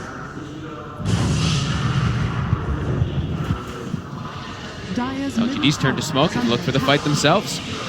Ori is already starting to hunt kind of a bit down bottom. They know that Ame was here. But Ame, again, we see him doing this a lot. He backs up, goes TPs to the base. He doesn't TP to any other tower. He TPs all the way back to the base to be as defensive as possible so that he does not get ganked, because he can just haunt into the fights. He wants them to fight the rest of his team. See what sort of a catch they can get. They are going to walk into the entire lineup of Vici Gaming. Vici Gaming can find the setup for the trees. So it will be dispelled. Yang goes in for the first Burrow Strike. It's only up to one of them, but Paparazzi's fully committing on the DK. The Hawk comes out. They've got vision on the Somnus, but Somnus can turn with his own BKB pop. They're fine. Lines up the Ice Power. Bo3 is trying to move and look for that Reaper-side target. Somnus keeps himself away as the BKB starts to end. There'll be a double buyback from Vici Gaming. Both DY and Yang getting themselves back in the game. They're trying to find some sort of a catch, but as the buybacks come out, PSG.LGD, they just back off. They retreat and they lose lose nothing. The instant disengage. It seemed like they knew those buybacks were going to come before they even happened. They were really just dancing around the fight, ready to back away instantly. They get the kill. Ame focusing heavily on the supports, as we see. Playing support versus Spectre is just not fun. He's able to instantly get those pickoffs onto the line at almost every start of the fights. They were very close, though, there to be able to bring down, almost being able to bring down Somnus. If they had Ori in a better position there, he could have potentially gotten that Reaper sight, and they could have started the fight at a big advantage. They're just throwing everything down onto the Dragon Knight at the start of it all. But that little bit of a window there for him to put that BKB and the smart, clean call to be made to just get out of there. And Yang is the one who's, the smoke got broken, so he immediately has to stun in, but then he just gets chain controlled. He gets Ice Path, Ogre stunned, DK stunned, and all the damage just starts burning and tickling away. And Yang seems to be the really big important one for the team. He's really contributing so much damage when he does get those epicenters off. It's almost as if Yang, rather than being the one to start the fight, he has to be the one to sort of sit back and make sure that he can get that epicenter off. They need that damage output. They've got to somehow follow up the initiation from the Lion.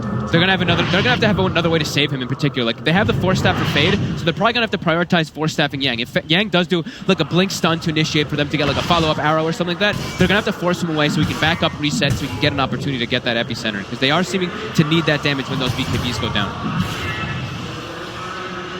They're just too tanky, and the fights just get way too chaotic when there's a Spectre in the game. So it definitely has to be respected. The fact that Vici Gaming are keeping level in farm, despite themselves being up against 3 Midases.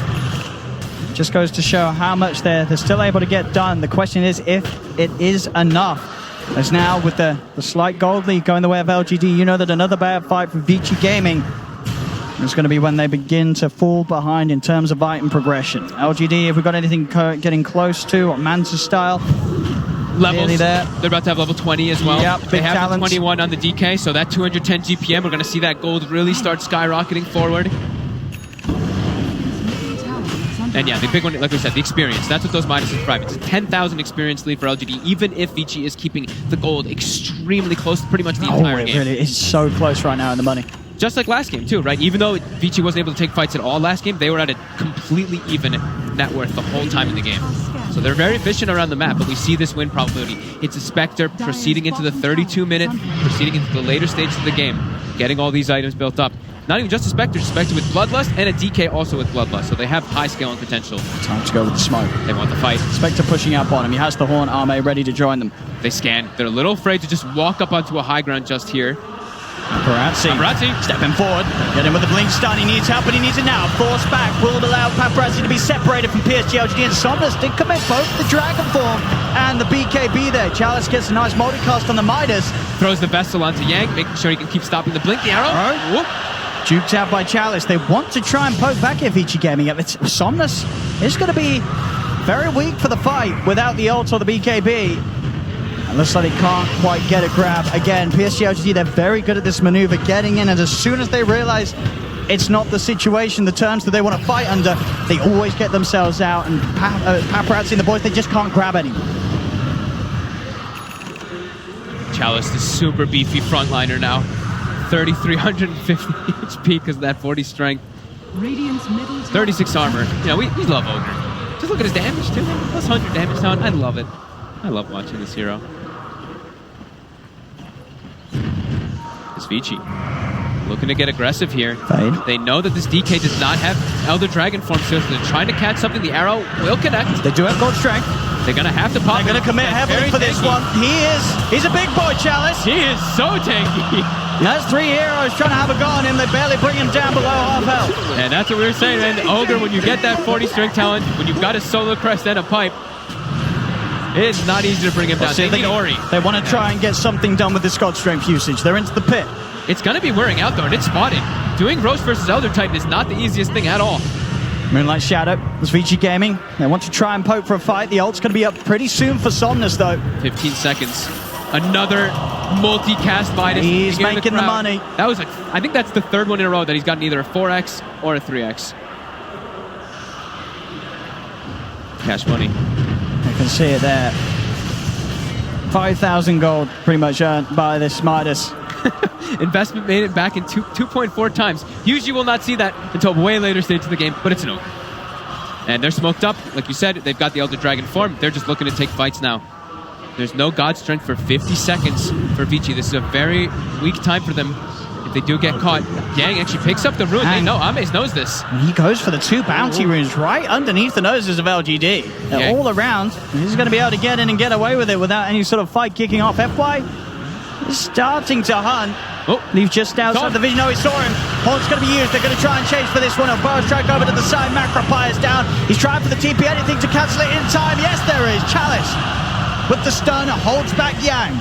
As he'll get the bounty runes, cost him his life. He's dead for 90 seconds. As LGD, they can look to make a player at the least. Just be happy there's just 90 seconds more. But they can continue to work with the efficiency of their Midases. They're gonna set up for the Roche. They have the Manta, the Diffusal. They have that high Desolate damage that comes out from Spectre if he does want to come into the pit. There's 70 seconds. They're gonna go in here for sure. With that solo crest too. Even pop for DK form. He just forward. They get the zone control. He's been forced down in the river. We'll have the chance to pop the BKB. Fade. Turn, hit upon him. The blast set up onto Fade. Holds him in place of X-Nova's ultimate. And Oris BKB, it's going to wear off to pop the hood. The Ice Palm control again. By catching the Paparazzi though. In on the backside, the 3-man stun. Has he got the damage? They try for Somnus. The finger comes out for TY. Reapers is there. Ori gets the kill, but he will fall. Paparazzi still trying his best to fight for Arme with the BKB. Stay on the target. Double kill for Arme. Triple buybacks coming out from Vici Gaming. They want to strike back. They want to strike back hard. Paparazzi leads forward on towards the dragon. The ghost round from Ori, slowing down Arme. Stop from X-Nova is going to allow them some chance to disengage, but the chase will continue. FY shuts down the escape. Ice Palm's there to block them off. They're still chasing that Paparazzi. He's in. Stun for Chalice, holds him back. Arrow, Fade. Does he find the connection? No, will be duped off. Now they're all rallied around the shrine here too. Ori still looking for more Chalice. He's gonna get Bloodthorn. See if they can get the pick off here onto the Ogre. He's so beefy, so much strength. They've already been able to turn and beat down DY. Another stun from Paparazzi comes out. Multicast onto Ori. Ghost Shroud. Guardian Breeze healing him back up. War Cry from Paparazzi used to try and keep Ori safe. The BKB's back online. And they get Chalice. Yang, you hear him coming in, but another Ice Path here. FY just shutting down any chance for Yang to get in. Paparazzi's popped the BKB, but that's 2 dead on Vici Gaming without buyback available. LGD, they've got the numbers. FY again locks down Ori with the setup of the Ice Pump. Ori will fall, so will Fade. As these buyback plays not working out for Vici Gaming, they chase back too far. And that was one of the most costly attempts of a team fight we've seen. Down 3k gold after that, Vici. And that was one of the most impressive disengages I've seen so far at this tournament. The way LGD just instantly backs up. The buybacks come out, they back up, but they're still kind of ready to fight. They rally themselves around the shrine, and they just keep their tanky frontliners in position there to take all the damage. And now Roach is going to go their way. 5k lead for LGD. These long duration team fights, the support surviving for so long. I don't even know how many stomps, how many heroes X-Nova stomped inside. I mean, both the support combo here is crazy right now from LGD. So much AoE control in these team fights from X-Nova and FY. It makes it impossible for Vici Gaming to chase down targets when the BKBs have worn off. They always just seem to be living all throughout the fights because of this ridiculously tanky frontline. The Ogre, the DK, the Spectre, they provide way too much distraction. It just allows them to sit in the back and just keep chain locking people down. They're going to take the mid-racks. There's still 40 seconds without the Necrophos, 20 without Fade. Mid-racks will fall. They'll push on for more with a good duration left on the Elder Dragon form. There's no reason for LGD to back off yet, as they will take this second set from Vici, jumping in as well, looking for a bit of a poke onto DY. There's the stomp. X-Nova controlling the Lion. In they go with the stuns. DY cannot escape. Paparazzi Yang to get in. It's a big epicenter. They've killed off one. BKB popped by Paparazzi, but he has to get back. He's got to wait for the rest of the team to get in, or he's back in 10 seconds. Yang, can he find the setup? Burrow strike, looking for the arrow, but the illusion blocking the arrow connection means that Arme can very easily sneak himself away, or at least try to. He's got the BKB, should be fine. BKB and a TP out gets him back to base. As again, LGD with another very successful disengage, only losing X-Nova off the back of that. Every single time, right? They're just so damn good at getting away from the fights. These 4-staff plays, just the little defensive moves, the way that they're positioning, it's pretty remarkable for LGD. Vici seems to have just hit a brick wall so far in this game. Every move it's just flawless. from LGD right now. They're not able to get the combo. Vici, like we said, the best way that they can get these fights started is they need Ori to be in position to blow a target up.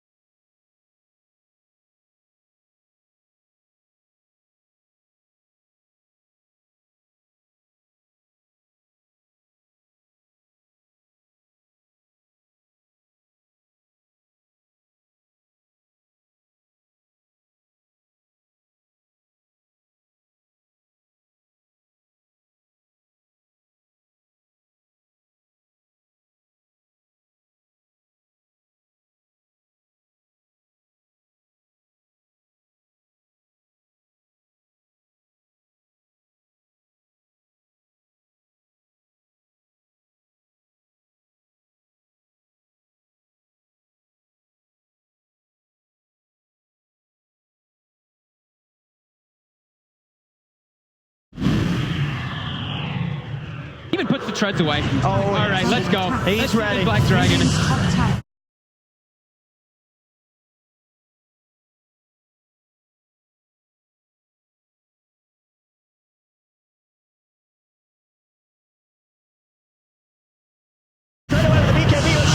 The Dragon is out, beating down to Ori. Ori trying to get back towards the rest of the teammates. The BKB's going on. Oh, Ori's in trouble. Stop. Ori's just the man. She's on fire by Ice Pipe. F5. He's able to get the connection onto DY. 2 taken out as LGD chased down for more. Somnus jumps in, knocked down onto Paparazzi. They have the change. Paparazzi out of the game. GG is called, and LGD are one step closer to moving towards that Aegis 2-0. They're not Vici going down to the run. They just pulled out a triple Midas versus a heavy pressure just spell damage lineup from Vici. Vici, they're lacking the tower push, but they were running around looking for kills constantly. But PSG.LGD, they make the breed work. They make it work so well in this game. And that's scary. The confidence to turn up in the upper bracket, 11 minutes in, farming 3 Midases and saying, you know, we're going to get away with this. We know that you need to play fast. We're going to give you a chance.